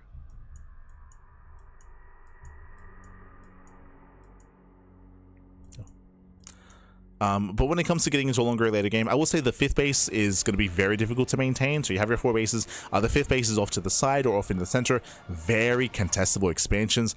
I don't know if it will ever see the game last that long. Like, the 5th base looks very exposed, very isolated. Maybe that's a better word of using here. A very isolated 5th location. So you have to spread yourself very thin if you do want to defend a 5th base.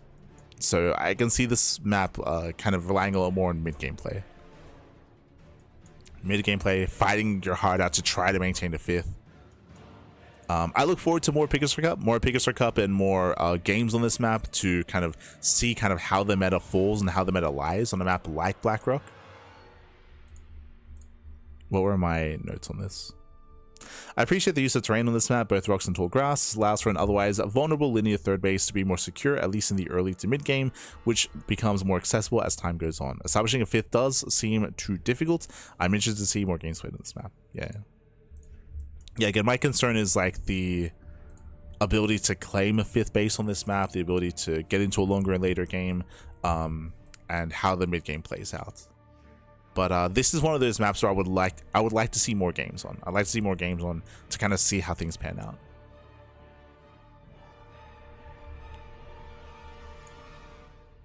All right, Cherry Blossom.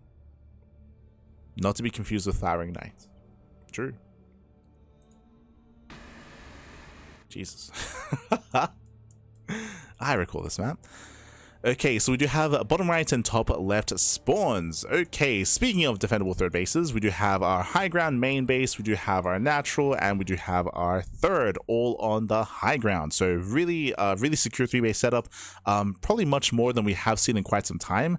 Up until this point, a lot of the maps have had more open 3rd bases and more open 4th bases. Here, this is a little more standard. Like, this is a lot more of what we're used to seeing, is like an easy 3-base setup and a more challenging 4th base to take. is a little more standard, which isn't necessarily a bad thing, by the way. When it comes to the main base, we do have our entrance here into the main. We do have our entrance into natural. Once again, this little alcove is intentional to be able to set up units, to be able to lay siege upon anything coming in. So we do have a much more secure 2-base setup, similar to the last map. Similar. We do have a way in towards the main, but the production, like the racks, the factory setup, should be in this location. Tank should be able to cover any kind of way into the main. It's small enough to allow for that. So we have our secure 2-base setup. Likewise, when it comes to our third expansion, it is a wider entrance here, but still high ground. For the most part, your army should be situated in this position anyway to be able to secure yourself and defend both ramps and both entrances into your third bases. Now, when it gets interesting, though, is getting a fourth, whether it's a linear fourth or the triangular fourth base.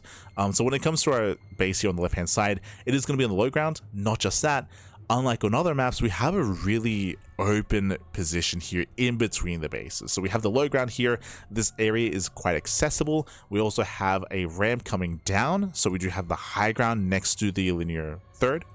We have the high ground advantage, and we have another attack path which is more narrow. But we have 3 ways in. We have 3 ways in. Specifically, this area here as well does seem quite abusable to be able to push in and to set up tanks, to set up your army in between this expansion and the rest of your bases. The other option, of course, is expanding here on the right-hand side. I think this will be the easier base to maintain. It is more open, but there are less choke points and there's less terrain that can be used against the defending player. There is high ground, that is true. There is some terrain here that can be utilized to like protect tanks and limit surface area. But for the most part, this is more open, and I would imagine that the armies can just be more naturally located here in between the third and fourth base, and you wall off the area here outside of your natural to get your 4-base setup. Once again, just like the previous expansion, though, we do have a more narrow entrance here. We have a more narrow ramp coming down from the high ground, and a wider entrance here towards the left-hand side. So again, a much more challenging 4th base is what you have to kind of get through. More challenging 4th. When it comes to the center of the map, that's where we have a high ground once again. I believe there's a hybrid base. There we go. We have a hybrid expansion here in the center. I don't know if these bases will ever come into play. They're very exposed, very vulnerable, but I guess high risk, high reward sort of thing. The map is quite large.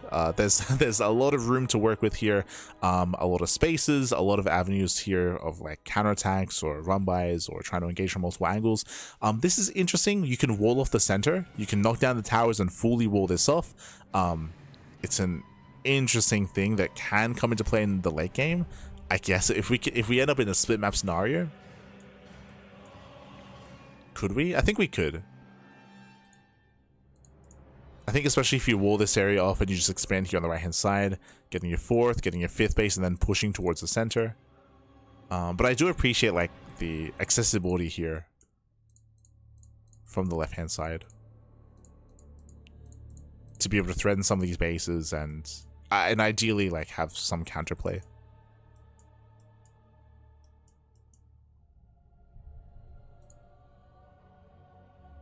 What were some of the notes that we had?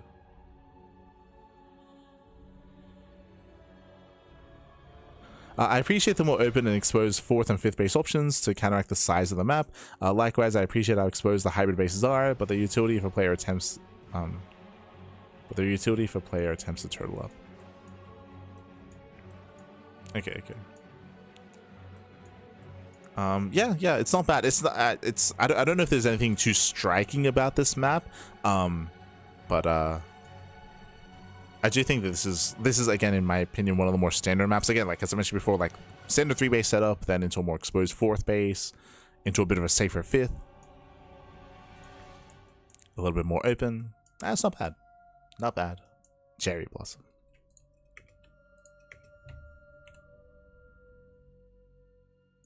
Okay, Concordia.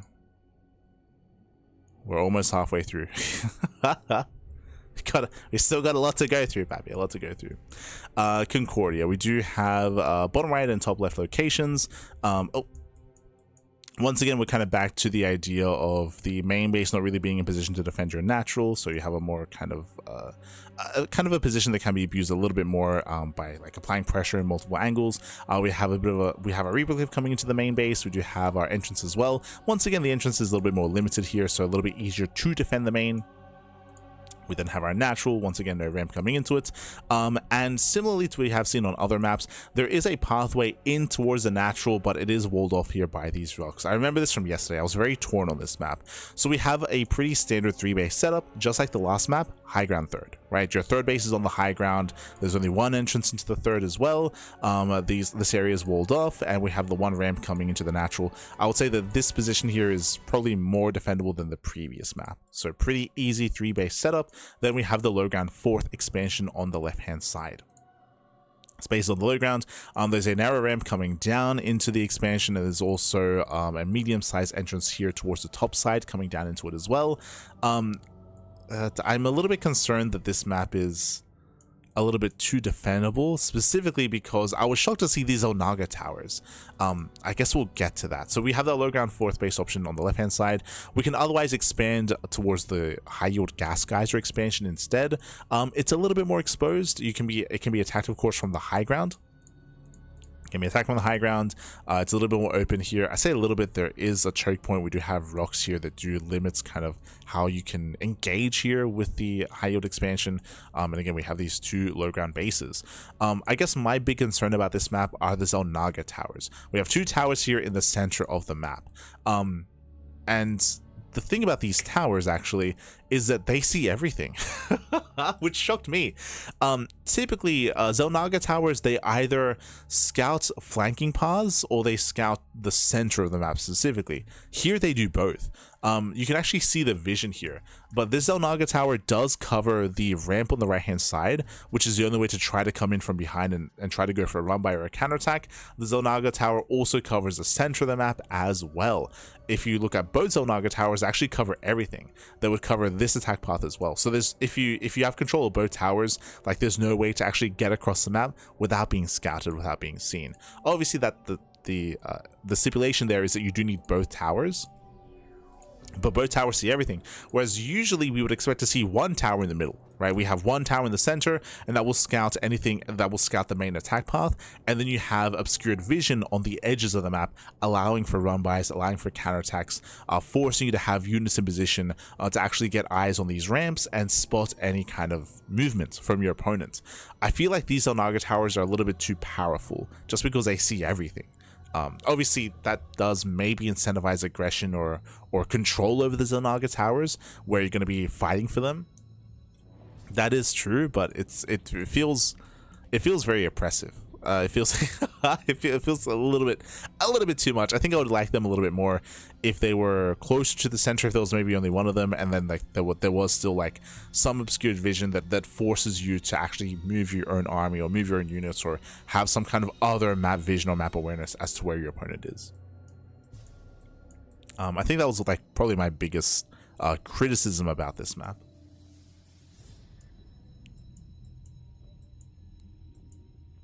Outside of that, also because of the Zelnaga towers, it does make for a much more secure expansion setup here. So you take your natural, you take your third base, you knock down these rocks, you situate your army here on the high ground, and you keep up with army rotations as they attempt to push up these ramps. Because the tower covers the center ramp and the northern ramp, it does give you time to react, to respond, to get in position to engage. On top of that, it's a very narrow entrance here, so trying to push up this ramp into an opposing army is going to be insane. It does maybe give you some options to push in towards the left hand side, but this is where you have minimal units to defend to be able to buy time to be able to rotate as well. So yeah, I feel like this map favors kind of it makes it easier to gain map awareness and map control, to cut the map in half and to take advantage of your side of the map, which I am opposed to, which I'm not too fond of. I'm not too fond of the concept, the idea of having like an easier like 4, 5, 6 base setup. Obviously you're spread thin, like the map is quite wide, it's quite large, but usually the counterplay against that is like, okay, so the map is large, that means that defensive rotations take longer, but that's where the Zelnaga towers come into play. That's where vision comes into play. If vision is easier to acquire, then it's easier to be in position, it's easier to rotate, it's easier to keep up with an aggressive army. That's what the towers kind of provide. Romanticide vibes. I believe that was for the previous map, but for sure. So I think I guess it'd be only one change, right? I think if we had removed these towers and put one in the middle, or just not have them entirely, I think I'd be fine with this map, just because then it allows it forces a little bit more skill out of a player to keep an eye on your opponent. It makes it more difficult to keep up with run-bys and counterattacks. It makes it more difficult to defend some of these locations and some of these bases. I think increasing that difficulty is a good thing. Are there ever custom assets in this? I don't believe so. I believe assets are limited, but there's a lot of them. Like there's a lot. Like there's definitely like aesthetics that are used from maps that we've never seen on the ladder before, for sure.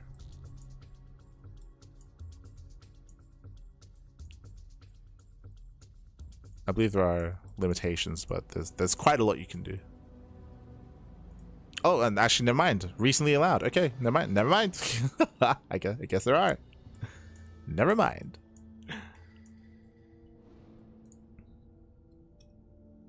So this is Concordia. So looking at my notes from yesterday, I appreciate the rock locations allowing for more defensive 3-base setup, which opens up over time. However, I do think that the watchtowers are too powerful. They cover the entire center of the map, including any harassing attack path.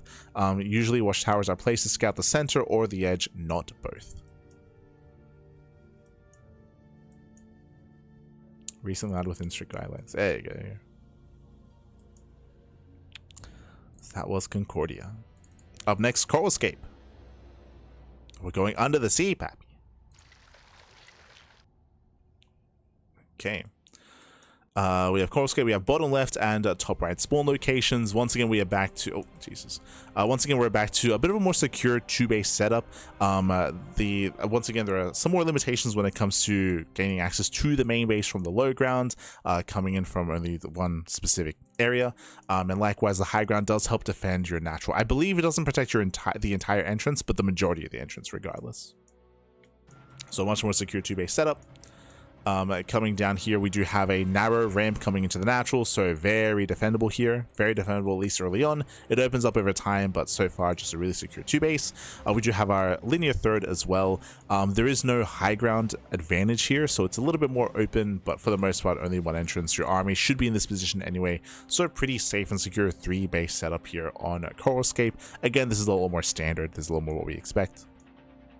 Usually it's a little more surprising when you have an exposed third, which is what we were emphasizing previously, but here otherwise a more secure 3-base setup. The 4th base, that's when things get a little bit more complicated. We do have a further away 4th base option here on the right hand side. We have the forward 4th base on the high ground. Obviously this high ground location does allow you to expand onto the low ground to secure this position, to secure this area, and to allow for an easier like 6 expansion setup here with 3, 4, 5, 6 bases. So this should be the natural base to take. I do think that this is a little bit too strong. If you remember, we mentioned this when it came to when it came to Ethereal Oasis, where I'm not too fond of the concept of having a forward base that you can take which protects these low ground expansions. It was a little bit more extreme because on Ethereal Oasis, it was a high yield gas expansion that was protecting the low ground. Here it's a standard base, but again, it does kind of allow for some more free expansions here behind it, as your army naturally should be situated here. I guess the issue here is that what kind of counterplay or harassment options are there? Well, you have a narrow ramp which is going to be walled off, so so you're going to wall this area off. You're going to take over the high ground here, which will limit any path or any harassing options behind the army, and it's all just about pushing up these ramps, and pushing up these ramps is a tough ask. So I'm not too fond of this base layout. Something that I find really interesting is the low ground high yield bases.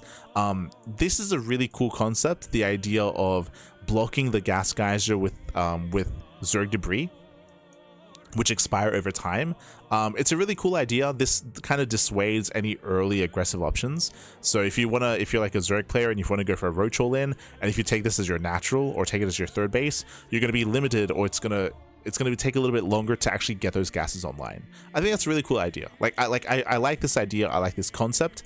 Unfortunately, like it's this part of the map which I don't appreciate, which I don't like. Yeah.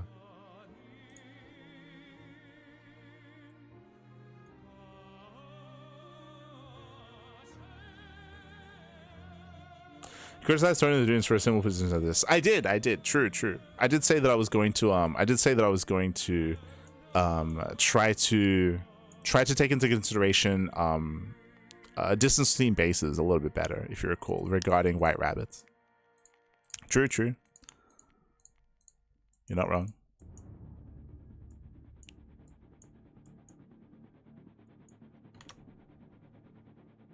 Gave some people assets to use, so you might see some more vivid trees and foliage if they're used. You may see more custom ground textures. Oh, there you go. There you go. We'll try to keep an eye out for them. And we appreciate the custom textures.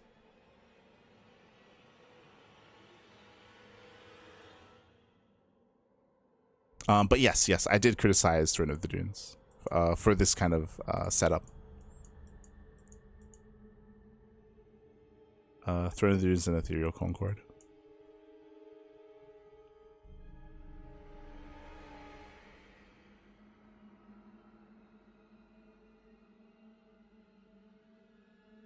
Hold on.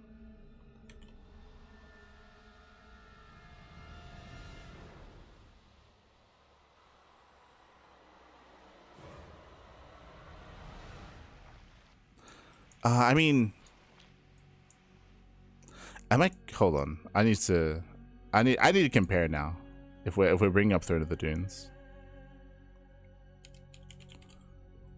Throne of the Dunes. That was, I think that was under the macro maps, right? Am I wrong in thinking that the distance by ground is shorter on this map compared to Throne of the Dunes? Let's see.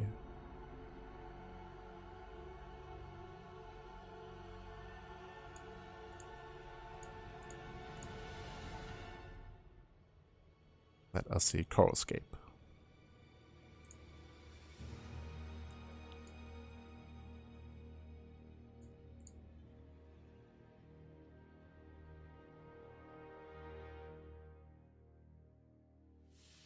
So Throne of the Dunes had a more forward fourth base, if you recall. It was a lot more forward, a lot more exposed.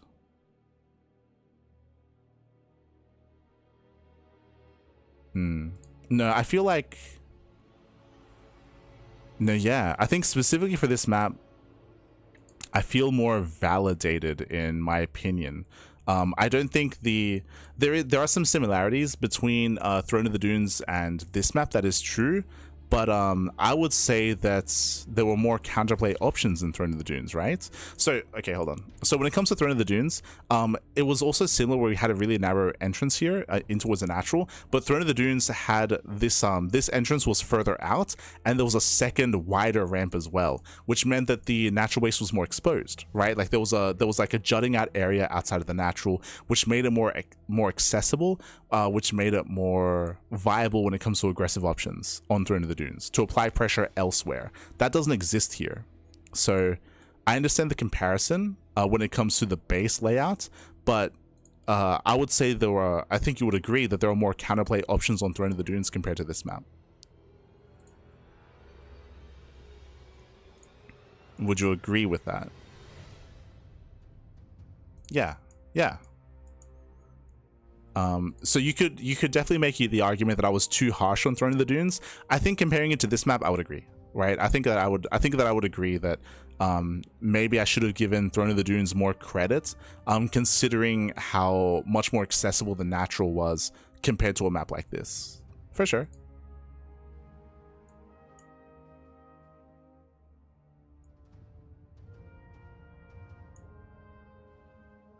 Hello.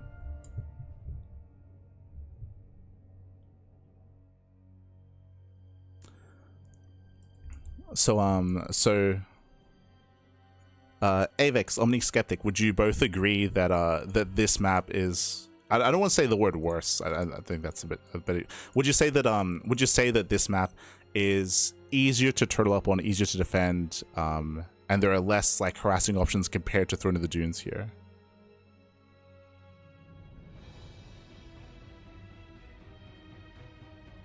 for sure, for sure. But like, sorry, as someone who's like judging these maps, I want to make sure that like I'm not like mischaracterizing like a map itself. Okay, fair enough. Fair enough. But yeah, so I would say that the criticism is valid regarding perception of maps, I think, for sure.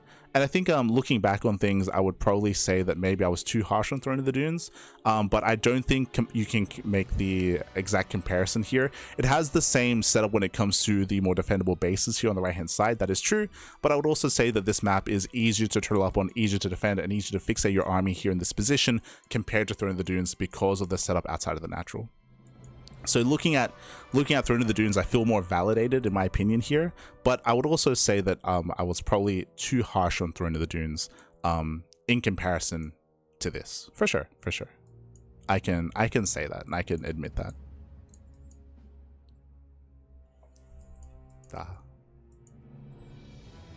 And I say harsh. I gave Throne of the Dunes a 3. I gave it a 3, Pappy. What do you mean? It's above average. True.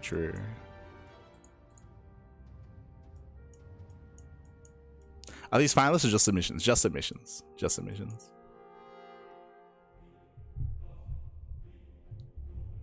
Yeah, for sure. Okay, it's all good. It's all good.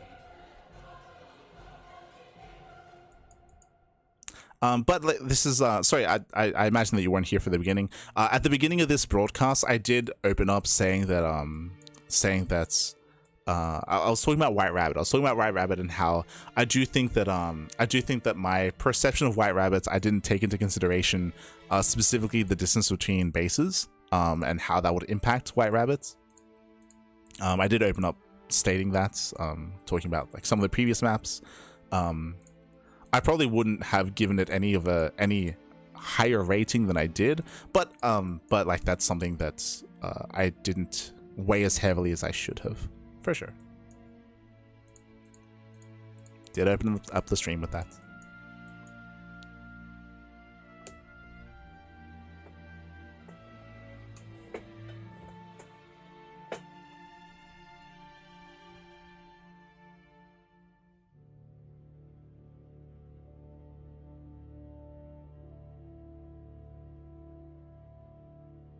Yeah, all good.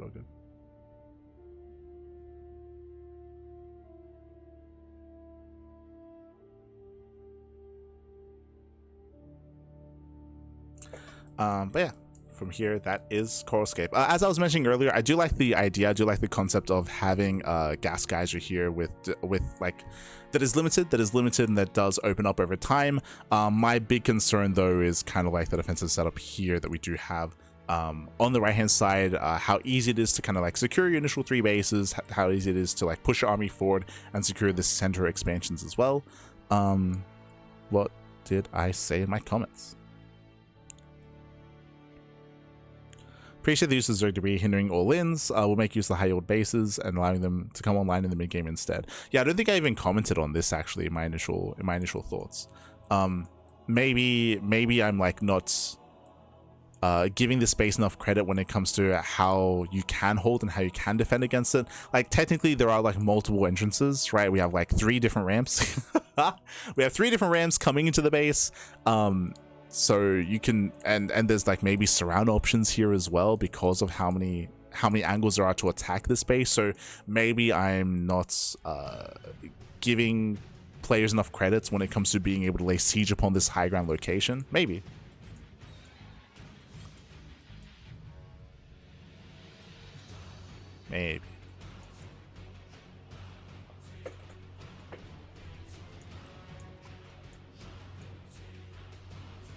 When it comes to the main attack path here, I don't think it's too bad when it comes to like how choked up it is or how open it is or like multiple attack paths you can engage with an army pushing ahead of time.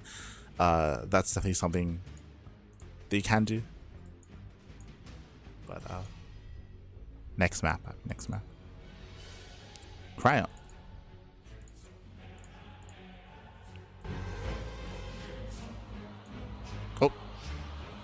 Oh, hold on. Every now and then the editor does crash. It's okay. It's okay. Getting back into it. Also, we're halfway through. We're halfway through the standard maps. We're getting there.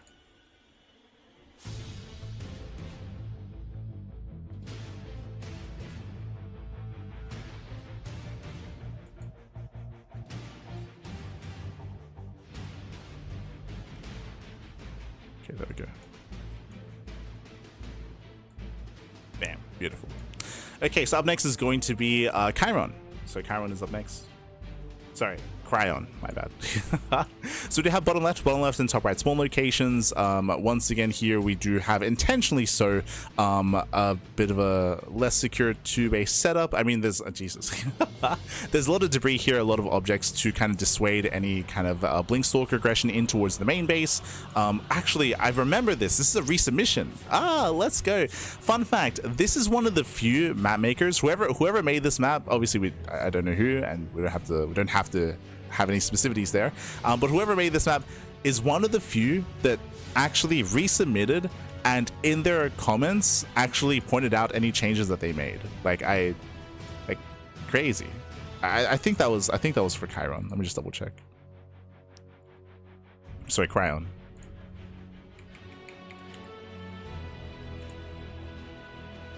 Yeah.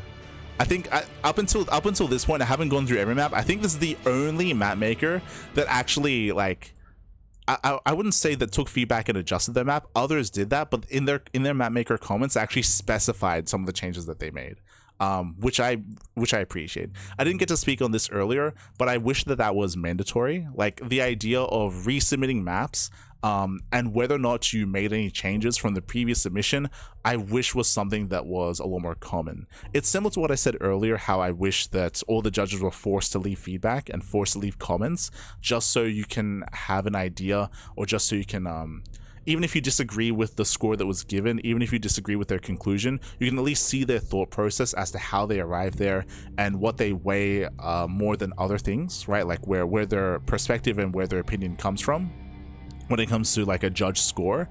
So like I would want that to like be required. Likewise, if someone resubmits a map and if they make changes, it would be nice if like they kind of specified that or gave rationales to some of those changes as well. That's something that I appreciate here, because at least so far, I think they're the only person that's done it. It's hi. So shout out to Cryon Mapmaker.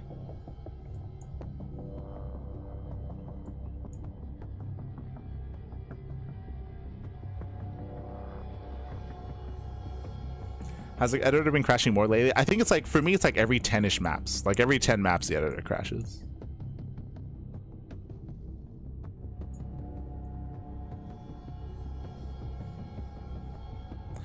If you don't make any changes because you disagree with the judge comments, there's no need to provide change notes. Kappa. I mean, but there are people that have resubmitted that have made changes that didn't leave any comments.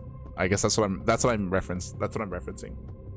There have been some resubmissions that have made changes, but they just didn't speak on that. Just kind of weird. Kind of weird. Especially because I feel like yeah. It's just. I feel like it's just useful. It's just useful for everyone involved. I think I spoke about this last time. The only downside of that is like someone who's lazy, someone who doesn't necessarily like want to make any changes or don't want to explain themselves. But like in general, I think it's a positive thing to like give an explanation to things, to just give some insight and see how things change. I think this is an example of that. I believe for the first submission, I think this was all open, and I think this was added for this submission again, just because earlier I remember all of this was open and you could just blink in here. You can just blink directly into like the mineral line and behind the base and apply pressure and harass. That's typically something that I push against, like open main bases or excessively open main bases, just because of the meta that we had with 3 and 4 gate blink stalker and TVP. I typically try to push against that sort of thing. So again, we have kind of limited the accessibility of the main. Likewise, I will say that the natural is a little bit further out, a little bit more exposed. There is a bit of a more narrow entrance coming in towards the natural to be able to make a defense, to be able to hold on. Now, something that's more interesting about this map is the third expansion. The third expansion is a little more open. There are ramps coming into it, but the ramps and the entrances are a little bit further out. One of the other changes that was made here were rocks. I believe previously there were rocks here alongside the line of side blockers, and I believe there still are. Yeah, there's still a little bit of debris here, but the rocks, instead, they were moved further out at the ramp. They moved further out. So that does make this like a bit of a more defensive position, as they don't gain that kind of high ground advantage pushing in towards your bases. So there is at least that kind of buffer. But for the most part, because of the high ground and because of the entrance being further out, this does make the third base more vulnerable. Does make it more vulnerable, does make pushes a little bit stronger. I can definitely see a world where we can see all-ins pushing across the map, knocking down these rocks, like German taxis, for example, pushing through the rocks and pushing right across the map towards the third base. But because of the rocks, that will delay, right? That will give the defending player a little bit more time to scout, to react, and to respond. So it's an interesting idea. It's an interesting concept. It's not standard. Seeing this kind of set up at the third base, so I appreciate it. I appreciate something a little bit different here. Likewise, we have our fourth base. This is a little bit different as well.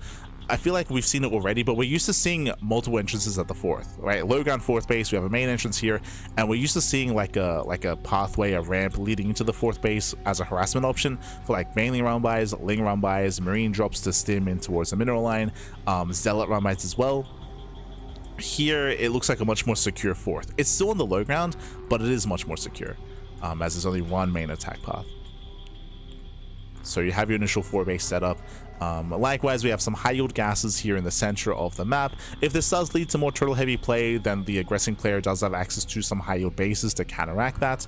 I believe another change that was made here from season to season was how open the center was. I believe previously we had a lot more choke points. Previously the pathways were a lot more narrow, and we had terrain all over the place kind of gridding this area up. Here it's a little more open. I do appreciate that. That does allow for some flanking options. It allows for some counterplay. It allows for engaging the army.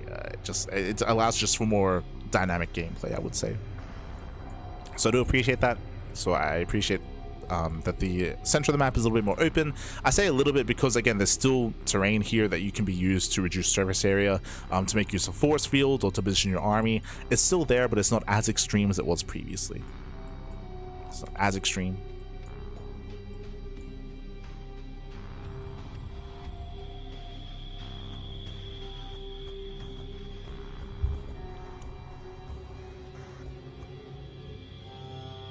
Are you closing the maps when you open new ones, or are you just dragging in the map files? I think that's why it crashes, by the way, but I do just open it, so it's just layers upon layers.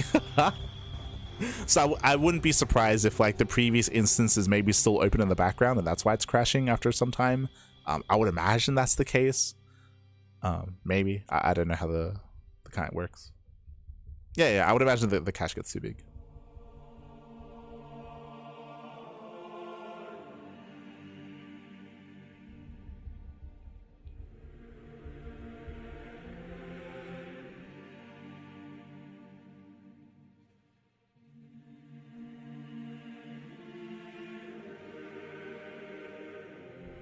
If you want less clutter on your screen, shift period.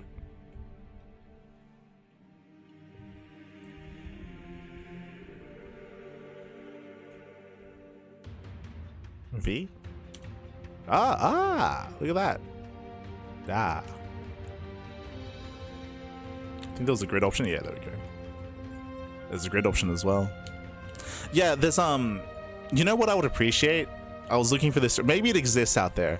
I would appreciate someone making a video tutorial, because there are so many shortcuts. There are so many hotkeys. Like there's so much in the editor. And I don't need anything too in depth. Like I've got the basics, right? Like I can create units. Like I have the measuring tool. You know, I can zoom in. I can pan. I can add the grid. Now I have V. I've unlocked a new skill. It would be nice if there was like a bit of like a rundown of like useful like features that you can use in the editor. I would appreciate that. Maybe it exists. I don't know.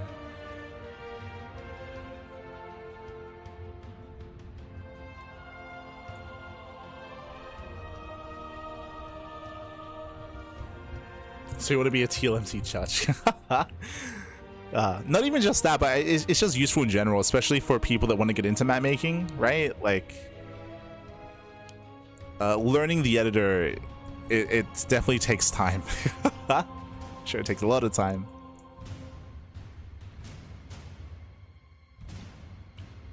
Oh, building grid. Okay. Yeah, there's a there's a lot. There's a lot. Would be nice. Would be nice. I'll stick with my ruler, okay? I'll stick. Ah.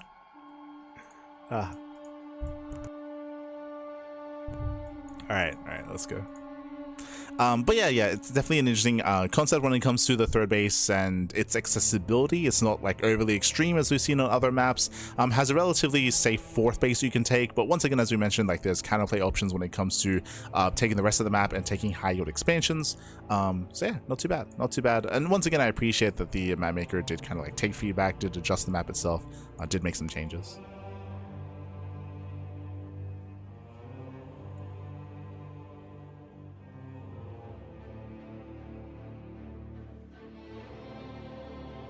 Hide helper models.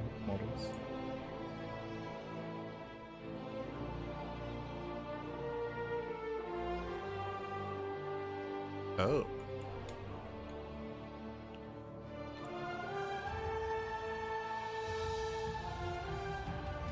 Yeah, true. Like, this doesn't give any value. Oh, Jesus. Yeah, I don't think this helps. Why is this on by default? Get out of here. Okay, thank you. I appreciate it. I think that would help a lot more on the lava map, where you have like the cameras everywhere, like the cinematic cameras, like the it was a bit much. Or the screenshot cameras.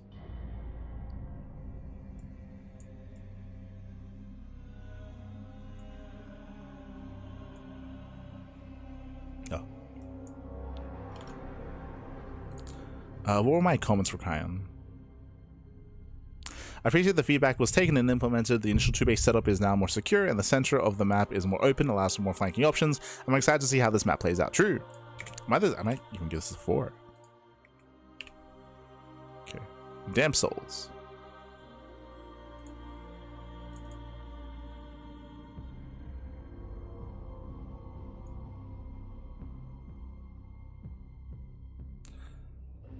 Okay, so we have a bottom right and top left. Fabulous. We do have a bit of a larger map. We have a high ground natural. This is quite rare to see nowadays. I feel it's crazy to think how the meta has shifted, but I feel like high ground naturals used to be the norm. Nowadays, it is a rarer sight. So a much more secure 2-base setup, high ground natural expansion. We do have the high ground third base location here on the left-hand side. Because of the terrain here, this does mean that we do have a much more exposed area in between the bases. This does allow for aggression, does allow for pushes, and things can get complicated here. Obviously, this is not as bad as, say, on other maps we've covered, where there's a high ground area here between the bases and it's a low ground third. Here, the high ground third does still make it more defendable, just an area here that you can try to take control of and kind of fight for. So we have this area here in between. What song is this? I'm listening to the SE2 soundtrack, by the way.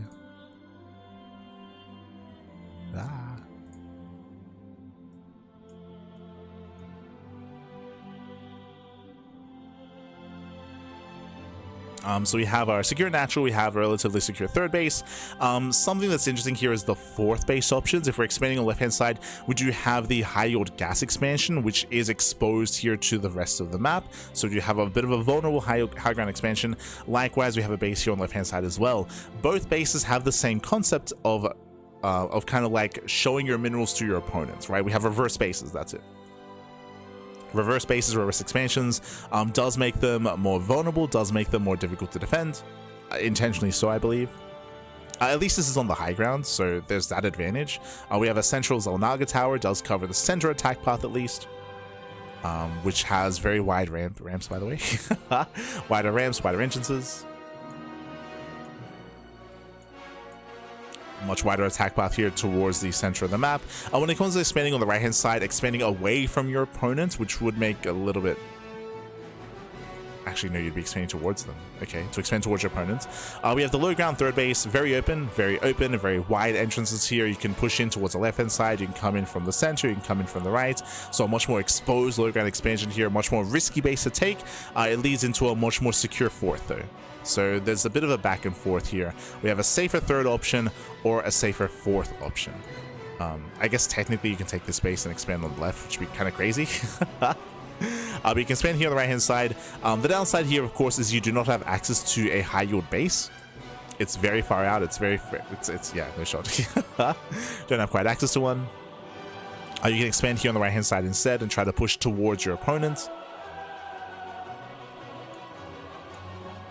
Interesting idea, interesting concept when it comes to the reverse bases, at least. Oh, right, I missed this. I missed it entirely. There's a high yield base in the center. Jesus. Very open. it's just thrown down in the middle of nowhere.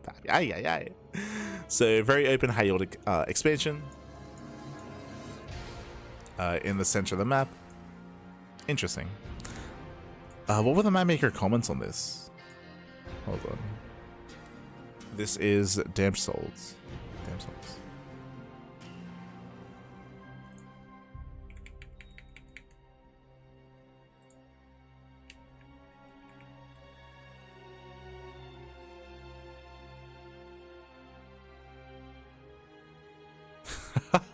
I appreciate whenever there's flavor text. I appreciate it. Damned Souls is a semi-standard map representing reverse bases as a freestyle design element. Somewhere in the sewer system, among the wastewater canals, debris, and leaking pipes, dwell the Damned Souls. Ah, beautiful.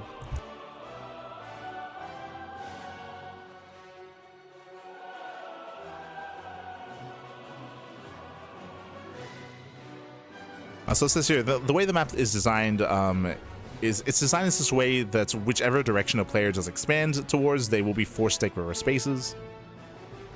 Forced to be more vulnerable. That is true. I mean, kind of. As I mentioned before, like, you have a more secure fourth base here. The fifth base is crazy in a longer and later game. But because of the terrain, because of the low ground as well, like, this might just lead to shorter games, more aggressive games instead. I believe this does have a bit of a shorter rush distance. 32 seconds from natural to natural. Okay. A little bit more standard. Interesting.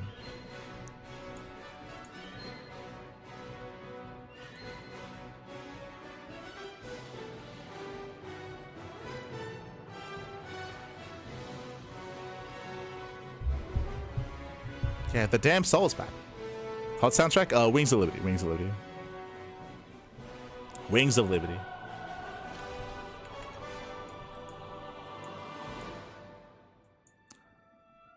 So yeah, an interesting idea. I don't know how this plays out in a longer game. As I mentioned before, like, I can see games being quite short just because of how exposed the bases are, which might not necessarily be a bad thing. Yeah, it might not be a bad thing here. What did I comment on this? What were my notes? I believe due to the high amount of high yield gas bases, this will incentivize aggression and more likely all-ins in certain matchups. True. To ensure the opponent isn't able to maintain map control. I'm torn whether or not there are too many high yield gas bases. I mean, there's a lot. There's four high yield gas expansions, which is kind of crazy. There's a lot of high yield bases, but they're all exposed. Like, they're all vulnerable, so you can maybe get away with it. But as I mentioned in my comments, and I'll reiterate it here, like, I do see a lot of shorter games as a result of that. I do see a lot of aggression happening here. Interesting. All right, up next, Forbidden Memories.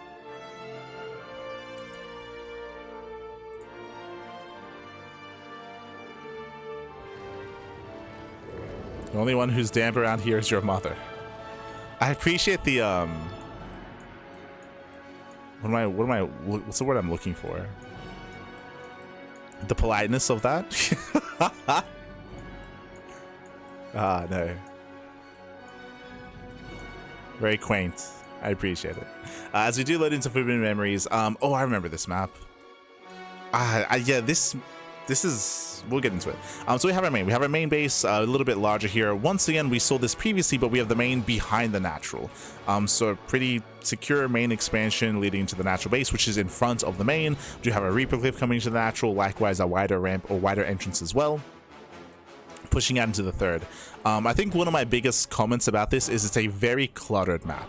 Like there's there's a lot going on here. So we have the low ground third base, which is relatively open. There's like 5 different ramps. There's like a ramp here, ramp here, ramp here, ramp here, entrance here. So there's a lot of angles of attack, kind of. We do have a lot of debris here that expire over time, rocks as well. This will limit the main attack path, of course. Will delay any kind of main pushes, so there's that to consider, of course. We do have the bases on the left hand side as well. It feels very congested, maybe that's a better way of putting it, instead of cluttered. Like, it's very congested. There's like there's a lot of choke points because of that. There's a lot of points of elevation. There's a lot of terrain that can protect an army from the other side to attack onwards or attack over the wall, of course. So yeah, very, very congested map here. Not a lot of room to maneuver, I should say. Not a lot of room. So because of that, we have our bases. We have our main, natural. We have our linear third base, which is a little more secure. We have the low ground expansion, which is a little more open, of course. That can lead into expanding towards the left-hand side. Similarly to what we've seen previously, this is a very, I would say, secure base, just because your army should be situated in this area to begin with. We have rocks as well to kind of limit the accessibility of the fourth. So we have rocks to kind of tie that up. Then, of course, you can even expand forward towards the high-yield gas geyser instead. I would say that this position is a lot more defendable. As I mentioned previously, you have the high ground here. Likewise, you can also punish an army trying to come in from the right-hand side as well. Like, again, it's just very, very choky. There's a lot of narrow entrances, a lot of narrow pathways. It's a different map. I will say that. It's very different. It's very unique. But I don't know, like, I can see, whether it's Terran, whether it's Protoss, I can see a really secure 3 and 4 base setup pushing across the map, and I can see a lot of difficulties of players engaging that kind of army here. Trying to engage, trying to slow it down, trying to counterattack. Because there are so many narrow pathways, like, they can be defended with the bare minimum, whether it's buildings, whether it's units. I feel like you just expand towards the left-hand side, you take this kind of area that you can push forward. The map as well is very small. It's very small, so once you do start to push across the map, there's very little terrain you have to traverse, which means you have little time to engage with the army as well, little time to counterattack. Yeah, it's a very small, very congested map, and it's an odd one. And what did I say in my comments? Vivid memories. The triangular third base seems more accessible to aggression. However, if you expand horizontally, the 4-base setup is very secure. The map layouts with the debris up is full of narrow choke points and ramps that make it difficult to be active and to punish bases. Even with the debris falling, the map doesn't open up enough, in my opinion. I would agree with that. Like, even with, like, I think the map maker comments was like, oh, the map opens up in a longer game. I don't think it opens up enough. Like, even if you destroy these rocks and get rid of this debris and destroy these rocks as well, like, I don't think there are many ways to try to punish, like, a more defensive player here. And the other scary thing, because of the shorter distance across the map, it means that you can, like, defend quite well, quite easily, push across without too much issue, and just break a player. Yeah, I think this map is a bit too extreme.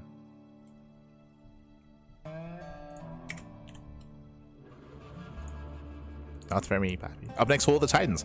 Oh, do I recall that? Oh, God. Speaking of extreme, I remember this map. Hall of the Titans. Okay. I feel like I have similar critiques on this map. We have our bottom right and top left spawns. Okay. So we have our spawn locations. We have our main base. We have a very secure main. There's no way in towards the main base. We do have a Reaper Cliff with a very, very small narrow pathway to get in. The reasoning for this is to dissuade any kind of Blinkstalker aggression in towards the main, to intentionally have all this kind of untraversable terrain. Once again, the main base is behind the natural. We have our natural expansion, a bit of a wider entrance in towards the natural base, that is true, but we have a lot of choke points here. We have Zurich debris here right in front of it, which eventually will be knocked down, that is true. We have a bit of a more narrow entrance here towards the left-hand side as well. And then, of course, we have our 3 base setup. We have our base on the right, we have our base on the left-hand side. So this low ground expansion is more open, is somewhat more vulnerable. I say somewhat, it's kind of weird. There's a bunch of high ground. The high ground is further back. The entrances are very narrow. We have a narrow entrance here coming down. We also, if you knock down these rocks, have a narrow entrance here as well. So it's a very choky map. There's just a lot of narrow kind of points of entrance, points of accessibility. But I don't see many people expanding here anyway, because we can expand over towards the right.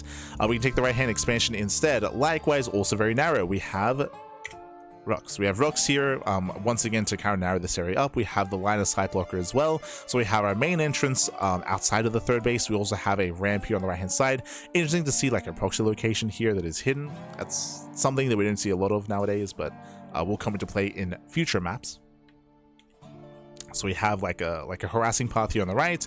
We have the main entrance here on the left, and we have our narrow entrances here outside of the natural. Now, because these entrances are so narrow, I can see minimal defenses required to defend your natural expansion, your main army being here outside of the 3rd base. That pushes forward into your potential 4th, which is a hybrid expansion with gold patches and with regular patches, or hybrid base. And that leads across the map into a very kind of direct path, a very direct path across. Once again, I think my big issue on this map is just how difficult it is to try to be aggressive, to try to punish the initial 3 bases. Not just that, but if you expand towards your opponent into the hybrid expansion, then it leads into a very direct and very narrow path across the map as well, which also makes it difficult to engage. It's crazy, it's very choky. I think the map maker comment is like, oh, but there's like these Zerg debris that expire over time that open up the map. Once again, I don't think it opens it up enough. Like, it's very it's very straightforward, very few like attack options. Like when it comes to a main push here through the right hand side,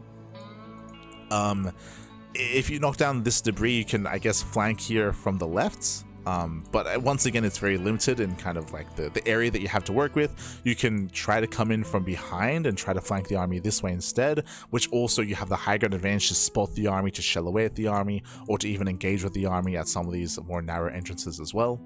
And just very direct in towards the natural. It's yeah, it's a weird design. It's a weird design. Again, not a lot of room here to kind of breathe, not a room to grow.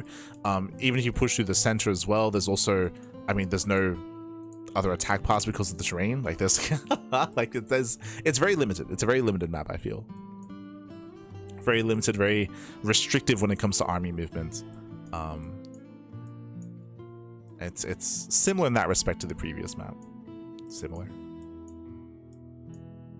It's crazy, man. It's crazy. What were my comments? This map seems overly secure, defensive on 3 bases due to narrow choke points and pathways.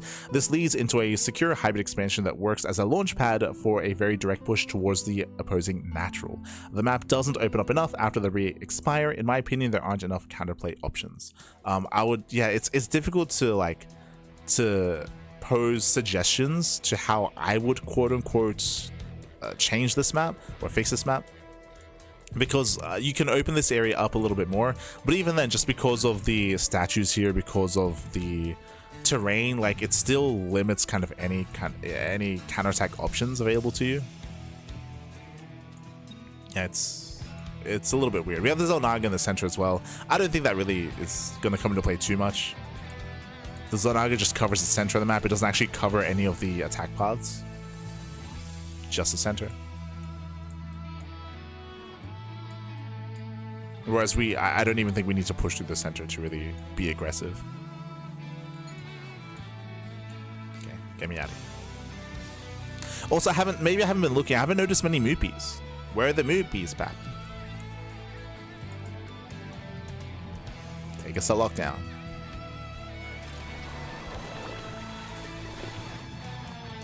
Okay, next map. Oh, I was a little bit torn on this map. Okay, we have lockdown. We have our main bases. We have bottom left and top right. We have a bit of a larger main base, but a more secure natural. Once again, high ground natural. Very, very secure natural base. We have the high ground. We have the ramp. So we have a secure 2-base setup here. We do have a very wide kind of area here outside of the natural, but like we've seen on other maps, you can knock down these towers and wall this area off. Right? You can, so if there's like an all-in coming across the map, if there's aggression coming, you can wall this area off. You can buy some time, and you can have that more kind of defensive setup here. Likewise, we do have our base on the right-hand side. We have our third. Once again, it's a little bit more defendable. We have the high ground advantage. There is a pathway here on the right-hand side, so it's a little bit accessible when it comes to aggression on the right-hand side. But especially if you can knock down these rocks, your army should be situated here to defend the third base regardless. And then you can take your 4-base setup. I think what I found really interesting about this map is the points of elevation. I don't think I'm used to seeing. There's like 3 layers of elevation. There's the high ground, there's the mid ground, there's the low ground.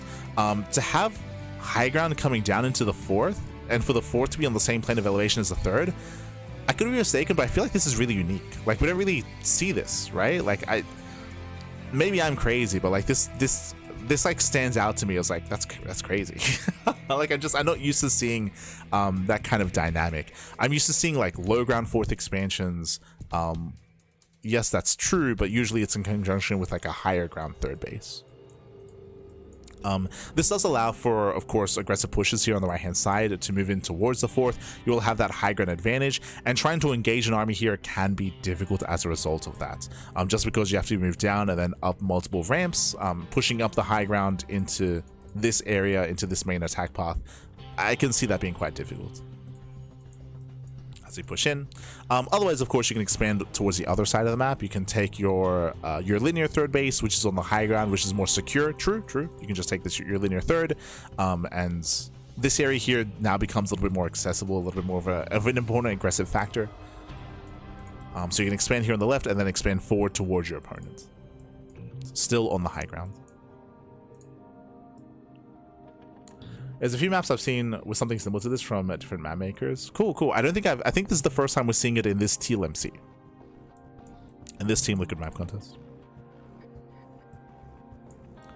Center is different. Yeah, we have the center, which is all in the low ground. We have speed zones as well. I believe the speed zones do help when it comes to worker scouting. So workers, when they move across the map, they naturally do hit the speed zones to get across the map a little bit faster. Obviously, you can break these debris and you have the speed zones available to you. I feel like this is mainly applicable to aggressive rotations. Obviously, when you're defensive, when you're rotating to try to keep up with an army, you're going to be doing so here closer to your expansions. When it comes to an aggressive army, though, rotating between this entrance and this entrance, you'll be going through the speed zone. So this will help army movement for whoever's being aggressive, for the attacking player, to kind of like rotate back and forth.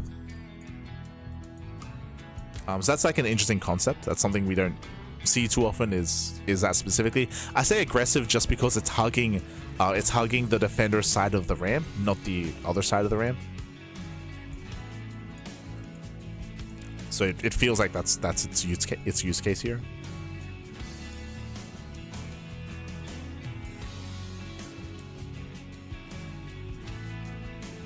We don't see. Sorry, I'm catching up with the chat. We don't see 4-gate blink in PvT much these days. I don't like taking it out completely here with these maps. It's nowhere near being overused. Blink is currently the most commonly used TP build. It is. Very quickly here, Blink is a very common opener. 2-gate Blink, 3-gate Blink, and 4-gate Blink Stalker in TVP. You still do see 4-gate Blink, especially when a player wants to be aggressive and assertive and be punishing across the map. You still do see it from players like MaxFax, players like Hero, players like Classic. But I would say that one of the reasons why we don't see it as prevalently, I would say that we don't see it as prevalently as previously. That is true, and I would say that's a good thing.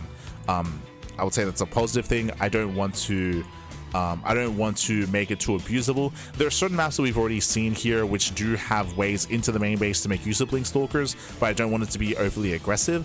I would say it's a negative thing a couple of years ago when all we saw was 3 and 4-gate Blink aggression, and Terran players were struggling very hard. One of the reasons for that was because of how open the main base was, and I would say that was a negative aspect of the meta at that time. And it's something to bear in mind as well. Obviously, like, we want to keep it as an option, and it is an option. Like, right now, you do see it. Maybe if you don't watch much StarCraft, you haven't, but even in the past week of play, I want to say that we saw 4-gate blink at a max at least, and we might have seen it at a hero, referring to RSL, referring to some of the other online tournaments. So it is seen. It is a rarer build. I don't think it's a bad thing that it's a rarer build, specifically 4-gate blink Stalker. Just touching on that.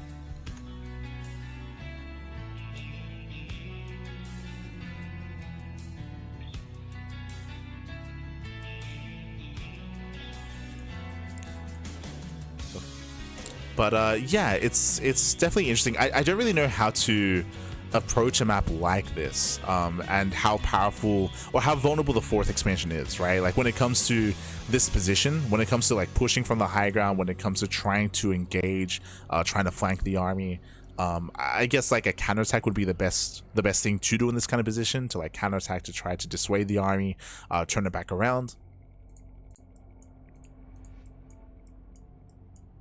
But the points of elevation do seem a little bit brutal, specifically when it comes to trying to push up into this high ground like location. What did I say in my comments? This is for lockdown. Personally, I appreciate maps that have defensive features early on, but allow for more aggressive play in the mid to late game. Curious to see how impactful the speed zones will be regarding aggressive rotations between bases. I'm also not used to seeing the third base, seeing a third elevated position lead down to the 4th. Curious to see more of this map. I think I was referring to this, but I feel like if you expand here on the left hand side, you just expand forward, right? You take the forward base to start to be aggressive and to push towards your opponents. I'm curious to see how players naturally try to expand and how they approach each other. Yeah, I have a hard time like conceptualizing how fights and pushes will go on a map like this.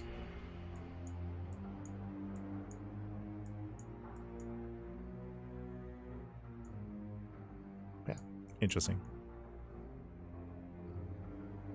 The Omni Index. Oh no.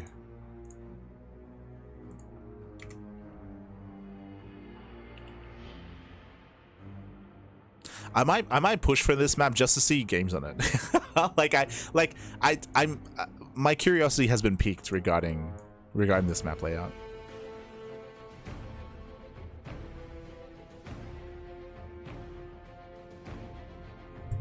Blink is common as an opener, but not committed 4-gate blink into the main.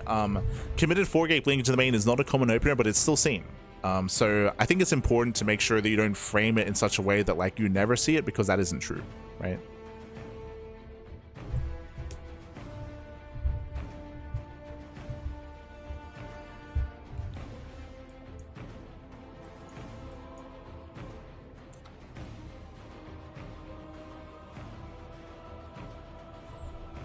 There are a lot of paths onto the high ground area on the sides. I think it helps. Yeah, for sure, for sure. As I mentioned, like there are a lot of pathways up into the high ground. It still doesn't make it easy to engage. to engage for sure. But that is why like I have a hard time like seeing if that's like good enough or if it's too much. It's interesting to say the least. Interesting.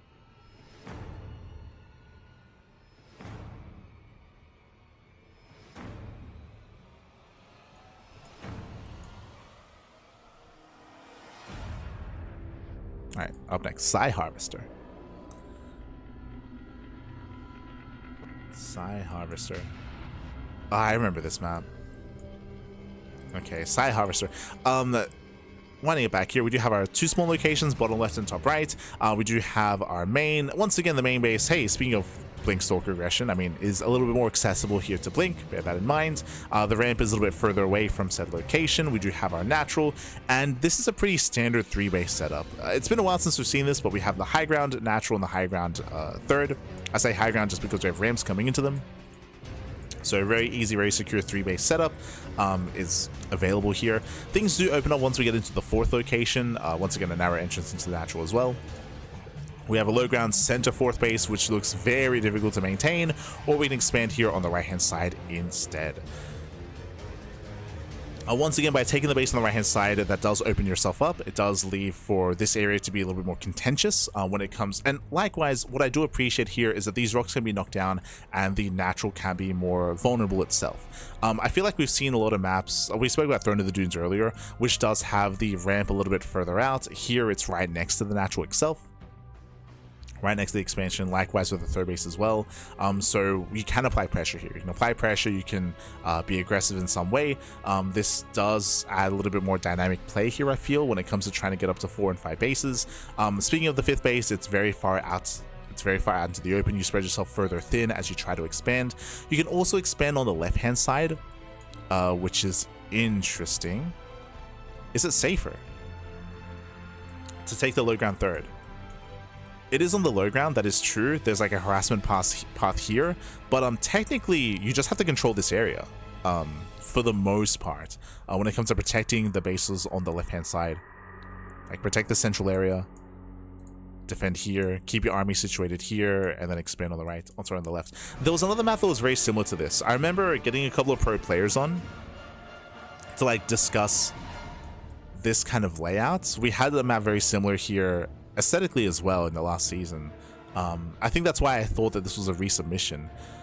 The idea of a player taking their natural, expanding towards the left-hand side, and unlocking these 3 bases, and slowing the game down. I don't know if it's going to be as easy to do so here. Like obviously there's like the high ground at least, and there's like another attack path. But that is something that like they were bringing up as like a concern.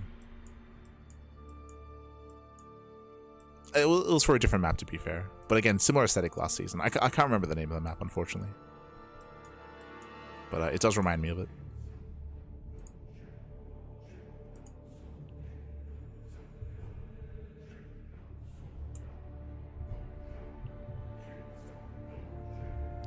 Total map. Hello, Greener. Hello.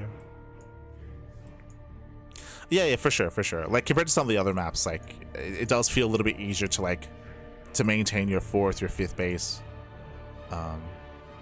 I'm still concerned about this kind of like area kind of being locked down and then pushing across the map and taking advantage specifically of the high yield gas geyser expansion.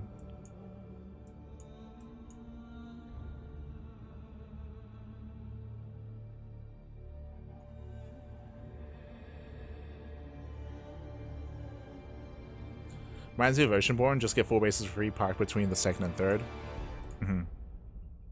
Yeah.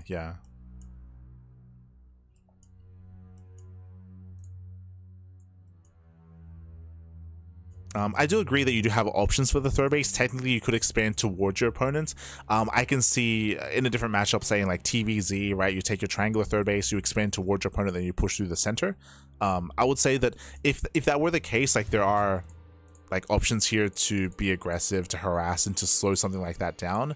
But specifically, if your goal is to try to slow the game down and take these other bases on the left-hand side and be more defensive, like that is a bit of an issue here.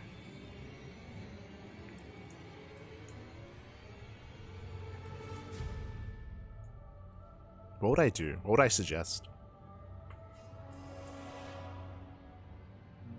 Maybe I'm not giving this space enough credit when it comes to how accessible it is. Like there is another pathway from the top side. Like that does help. It helps. and there is high ground here as well when it comes to punishing the expansion. But that doesn't resolve the issue of the safer 4 bases, right? Of these 4 bases.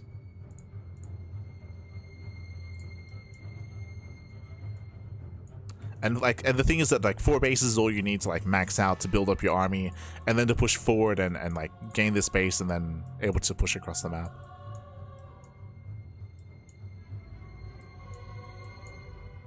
I guess that's the main issue, right?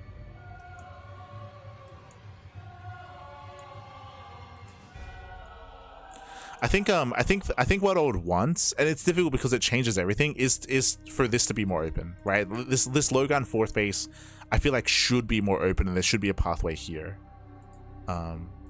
So there's more to be concerned about. There's more ways to punish this expansion. I think that's what we usually see, right? And just what isn't here.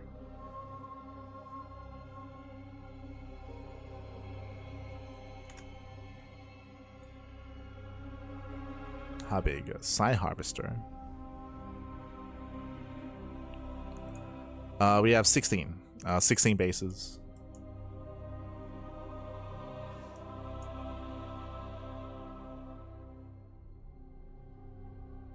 Yeah, 16 expansions. Obviously with 2 of them being very like exposed. So they might never be taken, but yeah, 16 expansions.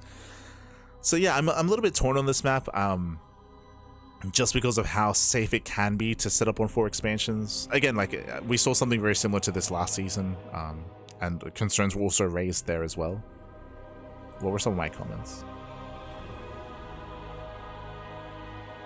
Yeah, here. I appreciate that we have multiple options for a 3rd/4th base. However, I do have concerns regarding expanding to the corner of the map involving the high yield expansion and whether it can be punished. Yeah. So I expressed my concerns previously as well.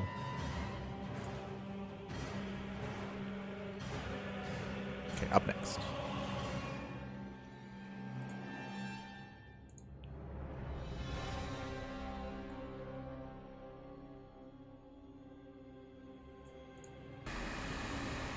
Here we do have Roughneck.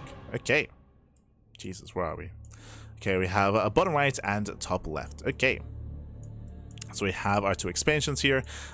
We do have once again a bit of a more accessible natural. It's a little bit further away from your own main. We do have a very narrow entrance here coming into the natural. I do appreciate that once again it does open up as time goes on. So initially early on very defendable, but does open up into the mid game. We do have our 3rd expansion here, so pretty safe and secure 3-base setup initially. We have the low ground 4th base, which is a bit more open. We have a low ground 4th expansion. We do have another option here towards the left hand side as well. It's an interesting design. Like we have like a bit of a snake or a grid pattern going on here. Once again though, it does open up as time goes on, but it also still, despite opening up the map a little bit more, it does feel a little bit limited.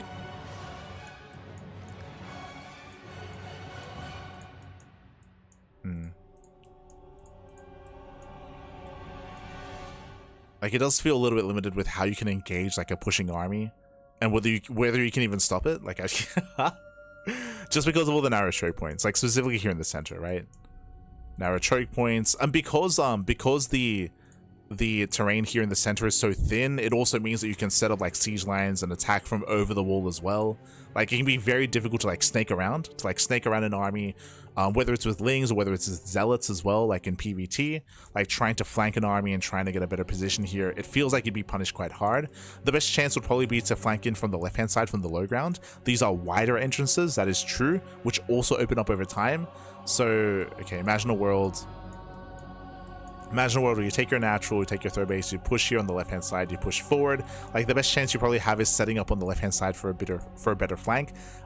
True, like that would be a little bit better. I guess the concern would be if they push on the right instead, because there's less of a chance you'd have an army here to actually flank.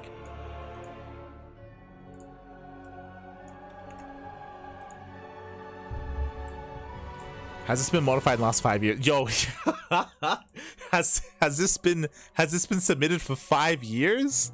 No shot. Am I crazy? Did I miss this last season?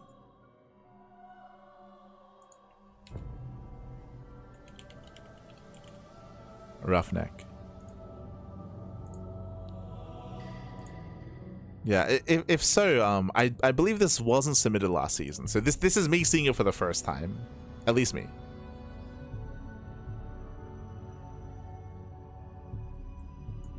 Was this in GSL? No shot.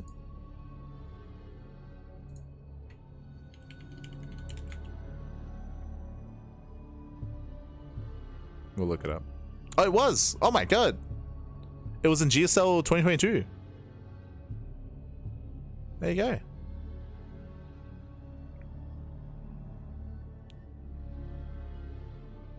Let's have a look. Has it changed? Roughneck.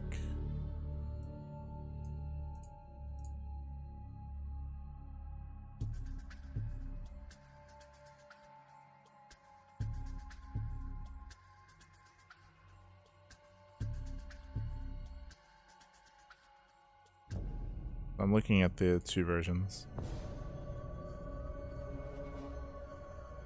I think it did. Am I crazy?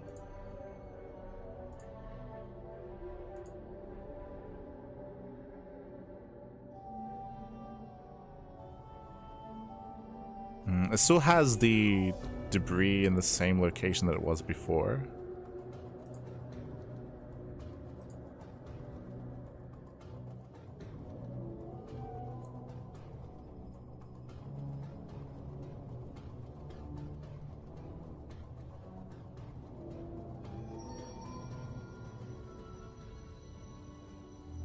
Yeah, it wasn't GSL.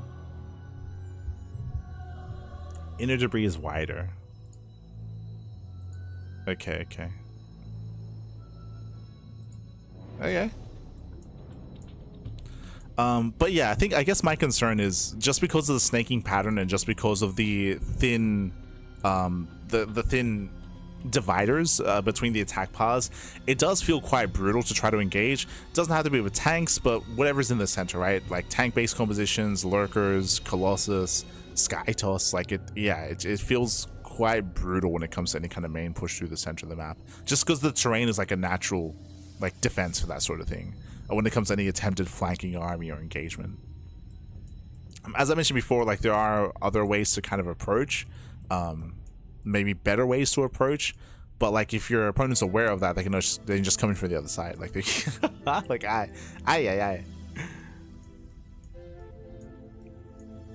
I'm not liking how like the mid to late game looks here. Curious, what did I mention? I mentioned in my notes. This is for Roughneck.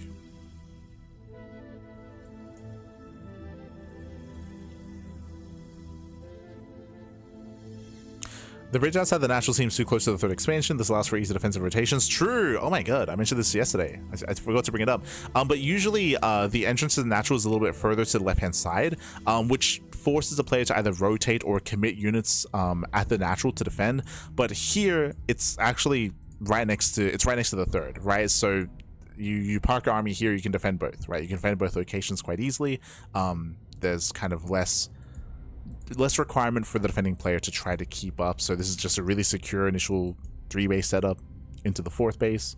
But my other major concern, of course, is just the terrain in the center, and how difficult it is to try to slow down or engage an army, engage a death blow of an army specifically.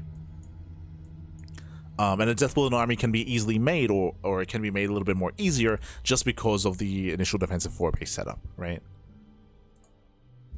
With the closer entrances into the 3rd base, and then of course the one main entrance into the 4th. If you recall previously, we spoke about how very often it's quite common to see like multiple entrances into the 4th base, like harassing paths and like a smaller narrow harassing path, and then your main entrance. But here there's only one, so there's a lot of limitations when it comes to trying to stop a player from building up on 4 bases, and then a lot of limitations when it comes to stopping the player when they do decide to push out. So I'm not entirely fond of the concept of this map or the layout of this map. It is different, true. It is different. And I guess it helps when you knock down these rocks. Like maybe I'm not giving that enough credit, right? Like maybe when these nah. I would say it's a requirement to destroy these rocks ahead of time. And even if you do, like, will it help enough? That I'm not certain of. Perspective. Hold on.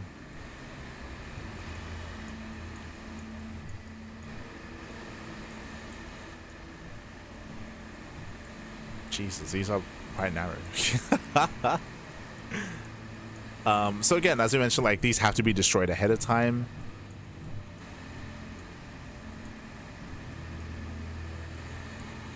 Like I'm concerned about like these pathways we push in. I guess it is a little bit more open here to engage. Like you have to before they get to the bridge.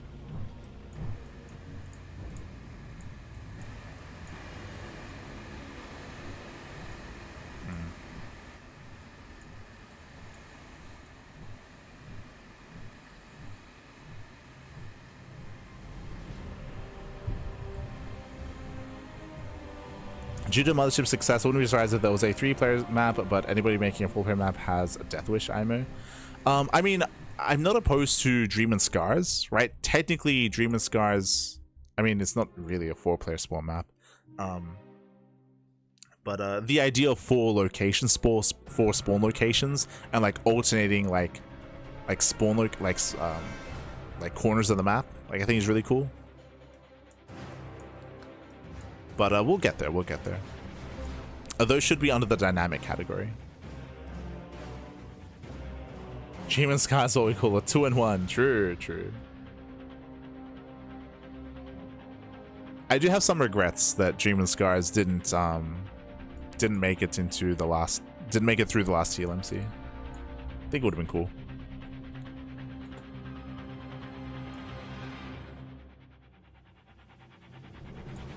And we did have a 4-player spawn map last season. I think we had like 1 or 2. All right, up next, Storm Surge, the infamous Storm Surge.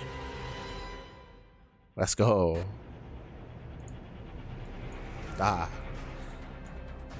First things first, I hope that they stick with the name Storm Surge. Am I crazy? Didn't they rename Storm Surge to Storm Push in the last Pegasus Cup?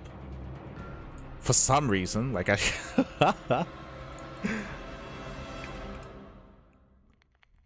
which is a worse name for the map, by the way. Hold on. Was it Pegasus Cup 78?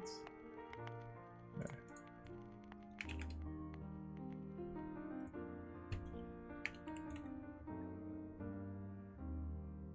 Okay, thankfully it's submitted as Storm Surge though.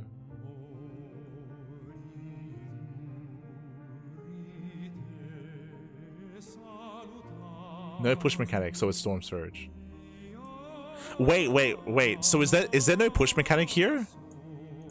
What? Is this the non-push version? Renamed it as Storm Push because it had the water mechanic added? Wait, so you're saying there's no, wait, why there's no water mechanic here? Ah, Smurge. Not like this, Pappy, not like this. Ah, that's so sad. I was like, why not? Can we petition? Can we petition for Storm Surge to be updated?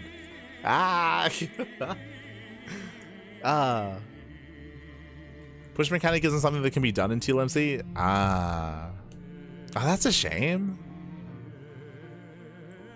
Feels bad, man. Write a letter to a monster. True, true. I will write a letter, strongly worded letter. Oh, that changes things. I was looking forward to it. Like it's a very unique, it's a bit of a gimmicky mechanic, but yeah, I was looking forward to it. Feels bad, man. Okay, all right. Let's get back into it. Not built into the game like shrines? You mean healing shrines? What? What does the water do? Nothing. Not anymore. Previously, I say previously, there's a different version of this map that actually has the water here have a strong current. So when a unit pushes, say, against the current, against the tide of the water, they get slowed down. If they move with the tide of the water, they get sped up. So they either get slowed down or sped up depending on the direction that they go in. And that's the version of the map that is in Pegasus Cup. But apparently here it's just aesthetic. God. Feels bad, man.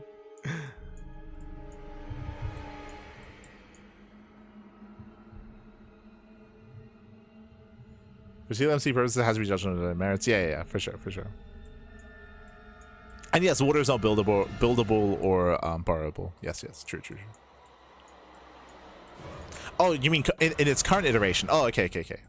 In its current iteration, I guess I should consider that as well. Fair enough. For now, though, we have our main expansion here, heading down into the low ground, and once again, a more narrow entrance here in towards the natural. Here, as opposed to the previous map, there is a decent amount of distance between the third and natural expansion, so it's going to be a little bit more difficult to defend at both locations, of course, at the third and at the natural base. I believe one of my biggest criticisms here was my concern regarding the accessibility here of the area in between the bases and of the third base itself. But maybe my concerns were unfounded. I say that we have been casting a lot of Pickassar Cup as of late, and we have seen a lot of Terran all-ins, we have seen a lot of TVPs. Now, to be fair, that was also influenced by by the speed and slow zones here, right? Like by this mechanic, and that did slow down pushes, right? We saw many a Bjorn Marine like slowly and painfully make the way through this in regards to 2-base all-ins. But we did see a lot of 2-base all-ins in TVP. We did see them be quite powerful here. I say that I believe it was Bjorn versus Classic. It was either Classic or Creator who was able to like make a stand here and defend. What I'm referring to here is that this tank is within range of the Nexus. The tanks are within range of the bases, within range of the Nexus. I think it's like 2 tanks can get within range, and also of course they can apply pressure here to the area in between the bases as well. So that is like a concerning factor that I had last season, and we did see that come into play when it comes to Pickassar Cup games on this map in regards to trying to defend the third base. And to be fair, we did see some counterplay available. I think we saw a charge base opener out of Classic, and you can open up charge to try to blind counter all-ins and shunt and to blind counter tank base all-ins. So that is something that can be adjusted in the meta. So that's like that's something to bear in mind in regards to that sort of thing. But like this is a bit like, it is a bit much. Is it too much? Like, we'll see. Like, I guess you can, of course, like, it is possible to flank this army, to come in from behind, to come in from the left-hand side, and to try to engage ahead of time, and to have a bit of a better, like, defensive setup. Buenas noches, buenas noches.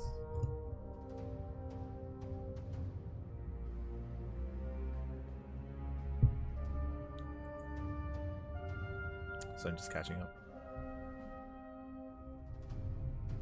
The music made. Oh, shout out to the music. Shout out to the music. Buenas noches. Buenas noches. Bearing in mind that the VOD of this will be available. On YouTube and on Twitch. VOD will be available. Oh. But yeah. So it's a little bit hard for me to gauge like how abusable this is. The fact that like these main tank pushes, these main assaults are within range of the base itself and do like force arguably some worse fights or some disfavorable fights from the defensive player. Again, there are flanking options, I suppose, and we already saw this come into play a little bit. Aside from how exposed the third is, we do have our 4th base options, which again are further away, right? We have further away bases. I think I was concerned initially with how defensive you can be with your initial 4 and 5 base setup, but I think again I was a little bit misguided when it comes to the length or the distance between bases. So I think I would pull back on that. What were my comments? My comments were, I still have reservations regarding the abusable area in between the natural and third locations. However, I'm excited to see the Storm Surge feature utilizing competitive play. That's not that. Never mind. Not like this. But yeah, so this is maybe my biggest concern is but it might not be the worst thing to have a more abusable third base, like in general in a map pool, to have that kind of more contentious area. Like your 3 base setup doesn't have to be free, so having that kind of variety might be a good thing, but it's here it might be too much. Like that's just my big concern.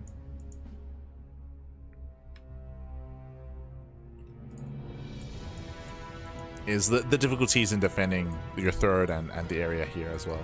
Like I guess you could say like maybe that incentivizes players to take the linear third base instead, which is more defendable early on, kind of.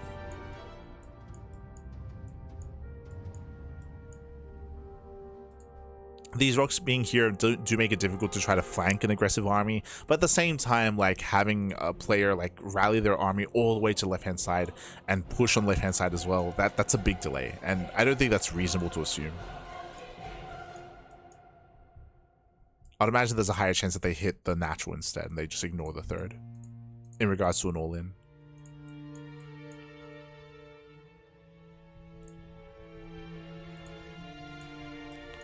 So I have my reservations regarding the exposed third base. And also no storm surge, so feels bad, man.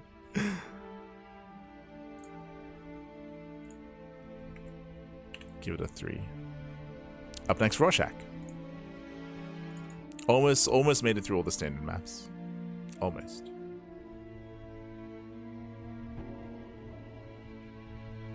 Oh, I recall this. There's like 2 or 3 maps similar to this. I found it very odd that this map made it into the quote-unquote standard category. Obviously, the categories don't really mean much, but like it's kind of weird that it's here.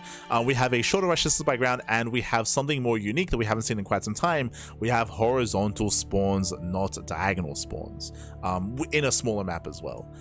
So is interesting. This reminds me of, oh god, I'm so bad when it comes to map names from years gone by. But there was a map with slow zones. Do you remember? There was a map with like a pseudo island expansion here. There was like a pseudo island base that was covered in rocks on the left and right. We had like some slow zones here, and we had like the main push here. This was like maybe in 2021. It was during the ANZ Champs season like 2. Like 2021, 2022, kind of like era of StarCraft. Blackburn? Yeah, I might be thinking of Blackburn. Yeah. That sounds about right.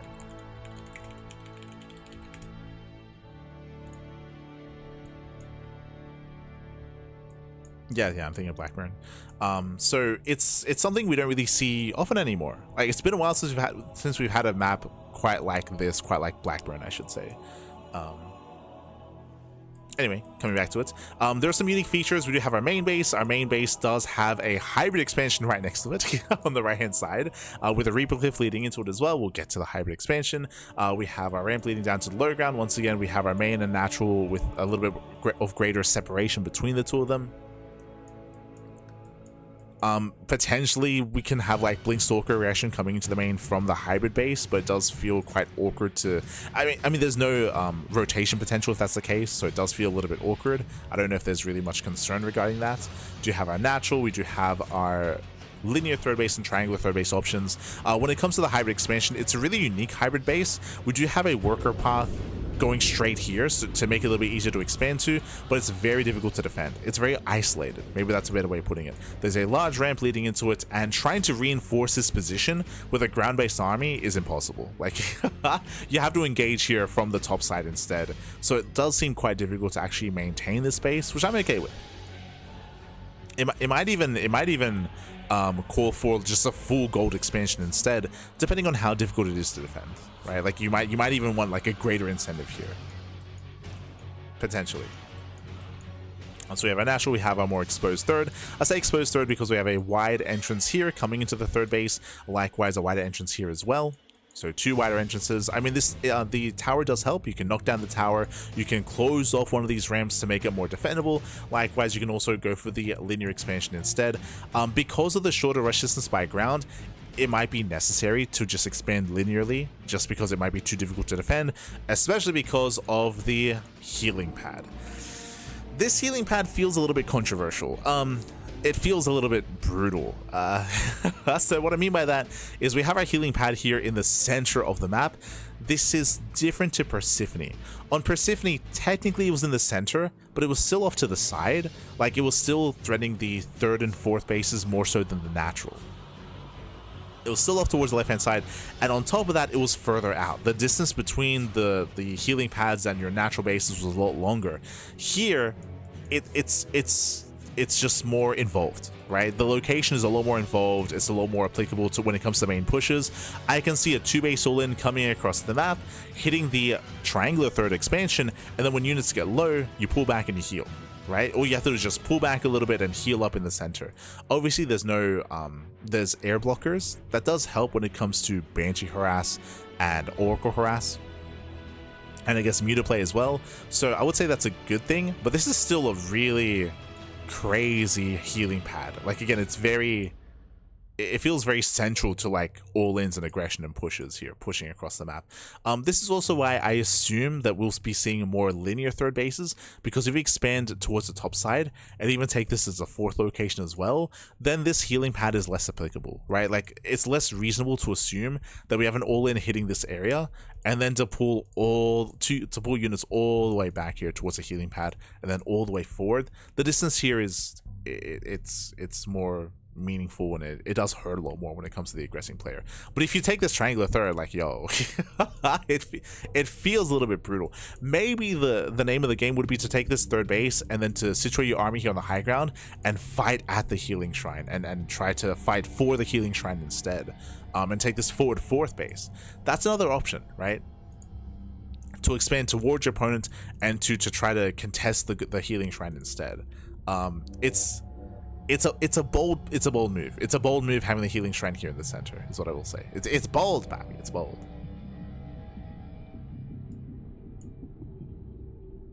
So just catching up.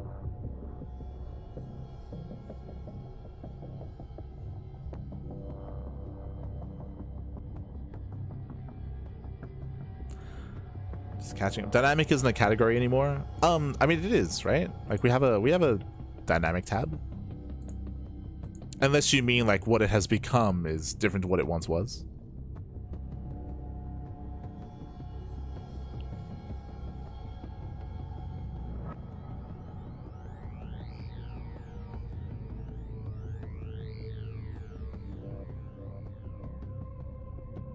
Not a huge fan of having what would be dynamic maps competing with standard maps, what it is. For sure, I do think there are certain maps here that should be in the dynamic tab instead. Should be.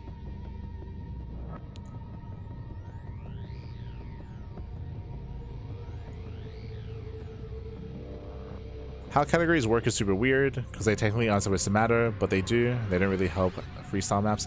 I agree. Like I try to think outside the box. It's difficult though. Like as a judge, because of how all the maps are categorized. Like that is something that like you naturally want to take into consideration when it comes to comparing maps, right? Like you kind of have them all into their categories and you compare them with each other.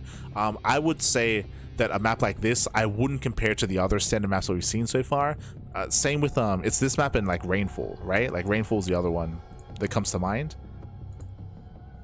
This map, Rainfall, and some of the others that I believe are rush maps really, or they're more aggressive maps, and they should be kind of they should be critiqued on a different kind of, they should have different criteria, right? They have different criteria, they have different expectations, a different approach to them.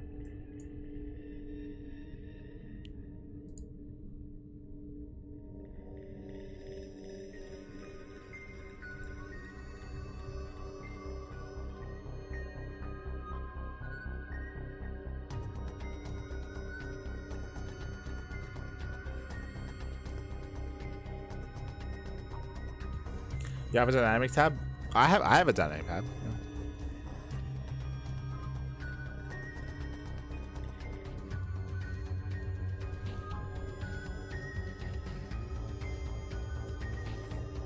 Why isn't it in the post? Oh, I see.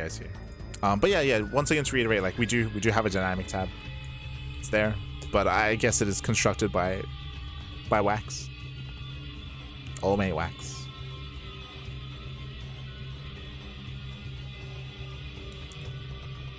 So yeah, I'm torn. Personally, I'm a little bit torn. Obviously, we have the goal base up here, which I don't know if is really going to factor in or come into play. I'm torn with how impactful this healing shrine is and how it will impact pushes, how it impacts aggression, whether it's too much or whether it's okay. How the meta evolves over time, whether players start expanding towards the healing shrine to fight for the healing shrine, or whether they expand away from the healing shrine to take away some of the strength of the healing shrine instead. It's hard to say exactly how the meta will change, how the meta will evolve, but it's a bold move, is what I will say. And maybe it's worth further testing, right? Like maybe this is one of the maps where my opinion would change after we get games on it, and maybe it's worth, you know, pushing for the top 16 just so we can actually experience games on this map and get more testing done, and then see whether it's a positive or negative thing. I don't think I can say with any confidence whether it's one way or another. I can say with confidence though that it's a bold move. It's just because I don't think we've had a healing shrine this involved before, at least when it comes to the ladder maps that make it through. We'll be getting to another map later on that does have, I would say, an even more egregious healing pad, which is even more extreme. I mean, sorry, I say that we saw some clips of Polaris, right? Polaris was another one which was wild, which like had a massive healing shrine in the center, which was far more abusable. Obviously, like the lack of fly, the air blockers here do help with that sort of thing, but yeah.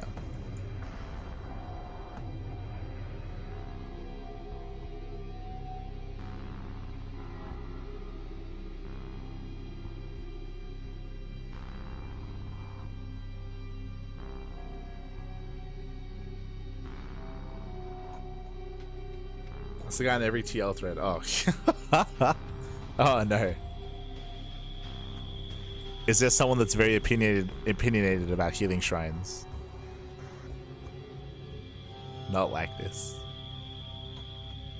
But yeah, it's interesting. It's an interesting map, of course. Again, we have the hybrid base, we have the gold base on the top side, which again, I don't know if will really come into play. You can make an argument for maybe even making the space a little bit more valuable just because of how difficult it is to try to maintain. Especially now that I think about it, hold on, yeah, this space is brutal to defend just because we have an aggressive army here to try to punish it. They can also be healed. Like it can also take advantage of the healing shrine as well. Like all these bases. Aye. Obviously the high ground here helps, right? So you can set up on the high ground and try to punish. Like this is just going to be a really contentious location, which might make for fun games. Might make for them. He thinks worker parts are anti-Zerg because oracles can attack workers in them. What?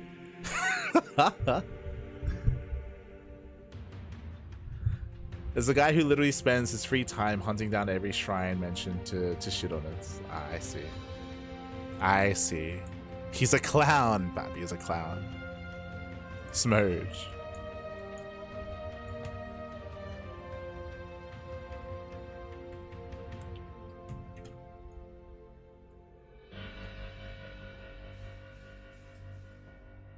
Oh. All right. What did I say on this map? Rorschach. Interesting ideas being used here. I'm unsure if the healing shrine will be too impactful and favor all-ins and aggressive builds. I would need to see more games and to have a more informed opinion. Yeah, I think I agree. I agree with my initial note on this. Up next, Washout.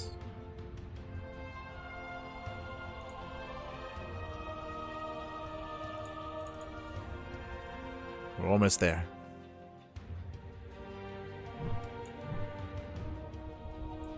Oh, it's Washout. Yeah.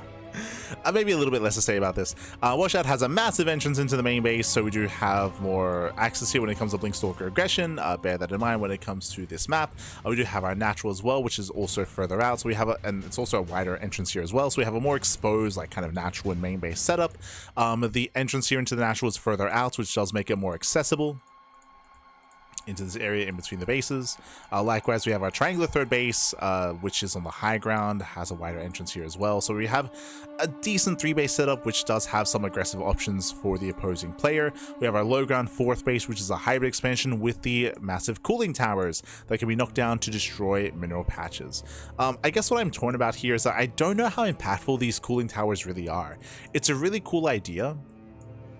It reminds me a little bit earlier, we did kind of bring up, there was some Zerg debris, there was some Zerg tumors covering gas geysers, and how they would expire over time, and how that's really cool because it kind of dissuades early, taking the base early on, and delays the gases. Here it's a little bit different. Here it means that any kind of drop play or harassment options, well, now they have another option, right? They can go for economic damage by killing workers, they can try to kill the base, or they can kill the cooling tower and destroy mineral patches. I think that's a good thing. I like the idea of having options. It's very unique and very different to destroy mineral patches.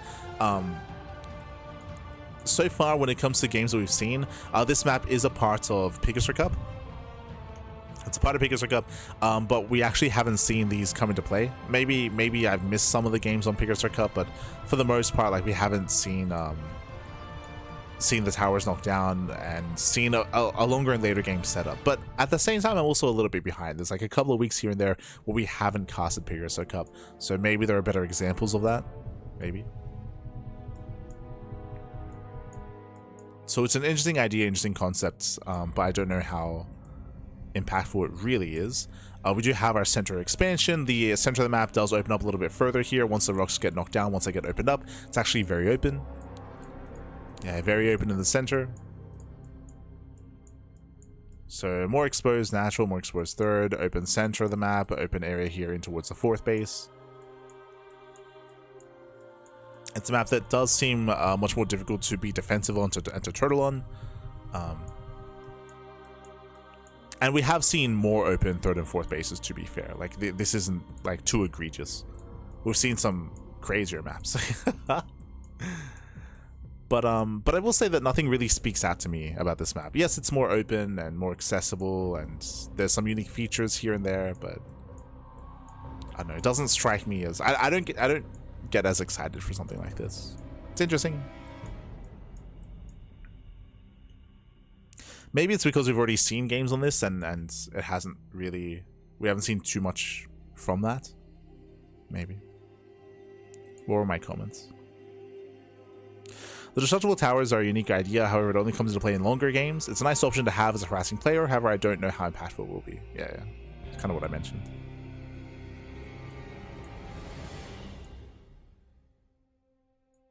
Cool. Up next, the final map in the standard tab is... Oh, crash. Never mind. Is the editor crashes. Let's go. Let's go.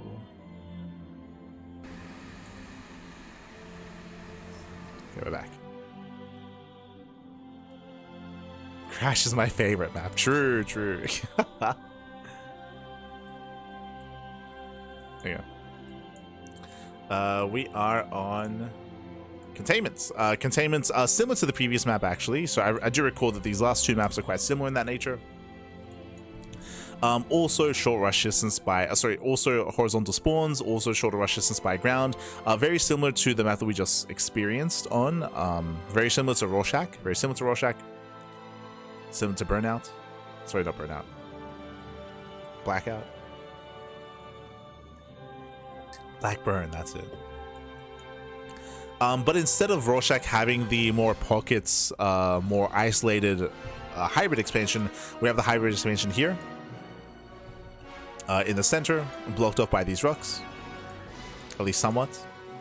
So we have the more contestable hybrid expansion. We can have our more secure natural bases on the high ground, going down here to the low ground towards the third. I will say that the third base seems a little bit more defendable.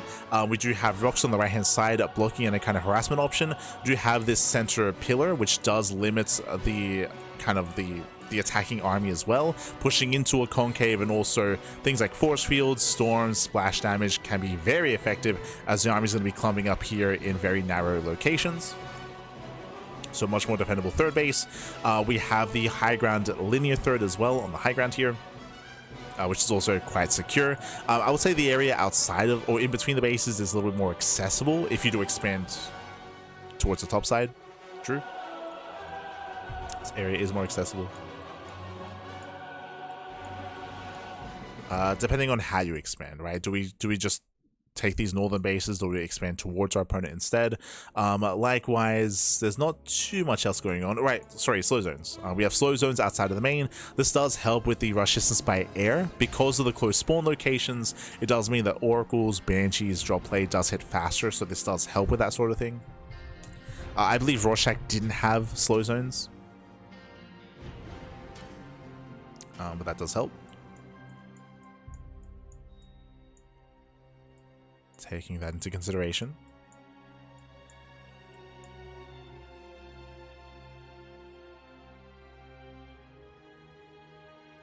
Black. Oh no, the auto mod.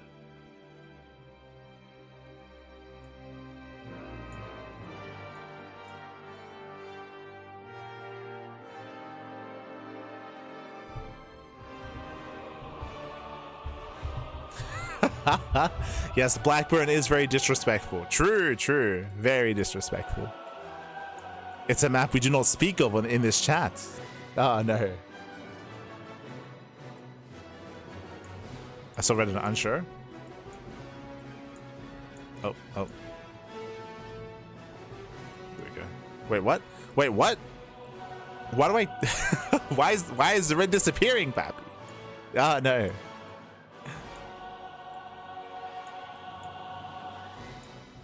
Are you referring to this? I mean, there are specifically objects here, I think, to deter that kind of stuff. Objects.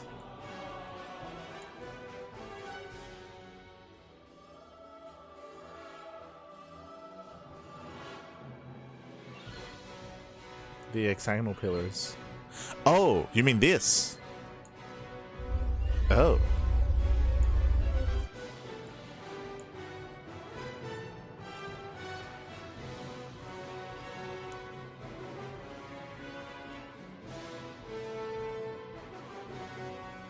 Quite fun, but I miss Heron. I remember a lot of late game on Blackburn, actually. I mean, Blackburn was a map of extremes, right? We either saw a lot of all-ins, or you can just like cut the map in half because of all the elevated positions, right? I guess this has some similarities to that as well, where you can like take over the center of the map, and a lot of the bases are quite secure. At least all the high ground expansions, I should emphasize. But at least we do have locations here to punish. I would say that Blackburn was more extreme, right? There was a lot more terrain that kind of like helps like secure bases. Looking at Blackburn.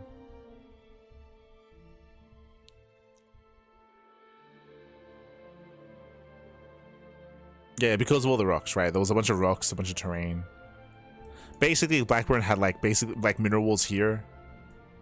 And rocks here. Yeah, it was, oh god, oh god. I'm looking at Blackburn. Ay, ay, ay, papi. Ay, ay, ay.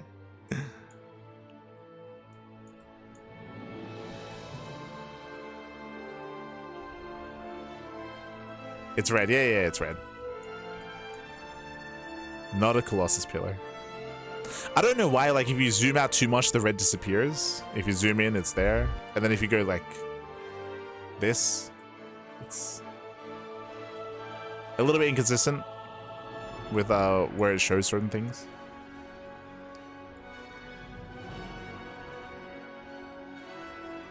Blackburn's gold was one of the best balanced golds, I think. I think I might agree with that.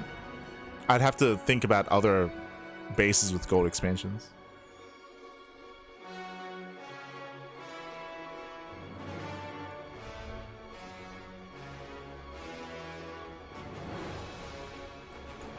But yeah, I know it's an interesting map. I guess again similar to Rorschach. I would say a more secure initial 3-base setup. You can spread yourself thin.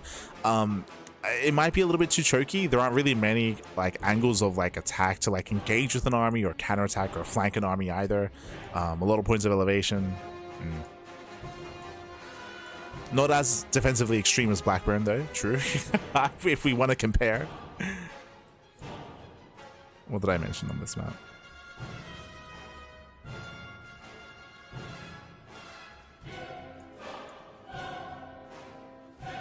I didn't see anything. I didn't say anything. But this is the final standard map. The final standard map. We made it. 4 hours, Pappy. 4 hours. I told myself that I wasn't going to spend too much on each map just because I've already experienced them, and we're just gonna like briefly go over them. But like we just committed. Jesus. Okay. We made it. How many? 21 maps in total. When it comes to the maps themselves, again, I do appreciate there was some like ingenuity. There was definitely some unique quirks in certain maps as well. I think there were a couple that were maybe a little bit too far, or definitely I was against. I'm referring to the incredibly like narrow maps. Winding it back, what maps were they? Thinking of Hall of the Titans. I think I'm thinking of like Damn Soul. No, sorry, Forbidden Memories as well. Yeah, Forbidden Memories, Hall of the Titans. There are definitely maps that I do want to revisit just to like double check. I'm referring to like Rainfall, which are more aggressive. I feel like for maps like Rorschach and for maps like Containment, the one that we just saw, I don't think it's necessarily fair to like compare them to some of the other standard maps. I think it's more fair to compare them to some of the rush maps instead, like because of the rush distance, because of the aggressive nature of them. So I'll try to bear that in mind. Not revealing my final scores until they get submitted, of course. I'll keep them close to the chest.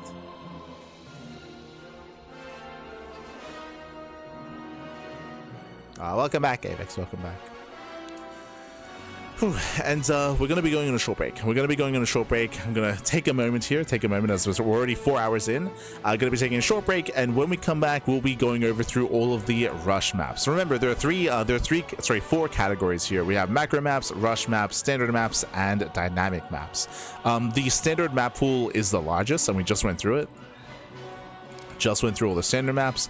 After the break, we'll be going through all the rush maps as well. When it comes to the macro and dynamic maps, we'll be going over them in a couple of days' time. Not today. It's already been 4 hours. so we'll be covering the other categories on Friday. That'll be the plan. So for now, we'll see you soon. We'll see you soon after this short break.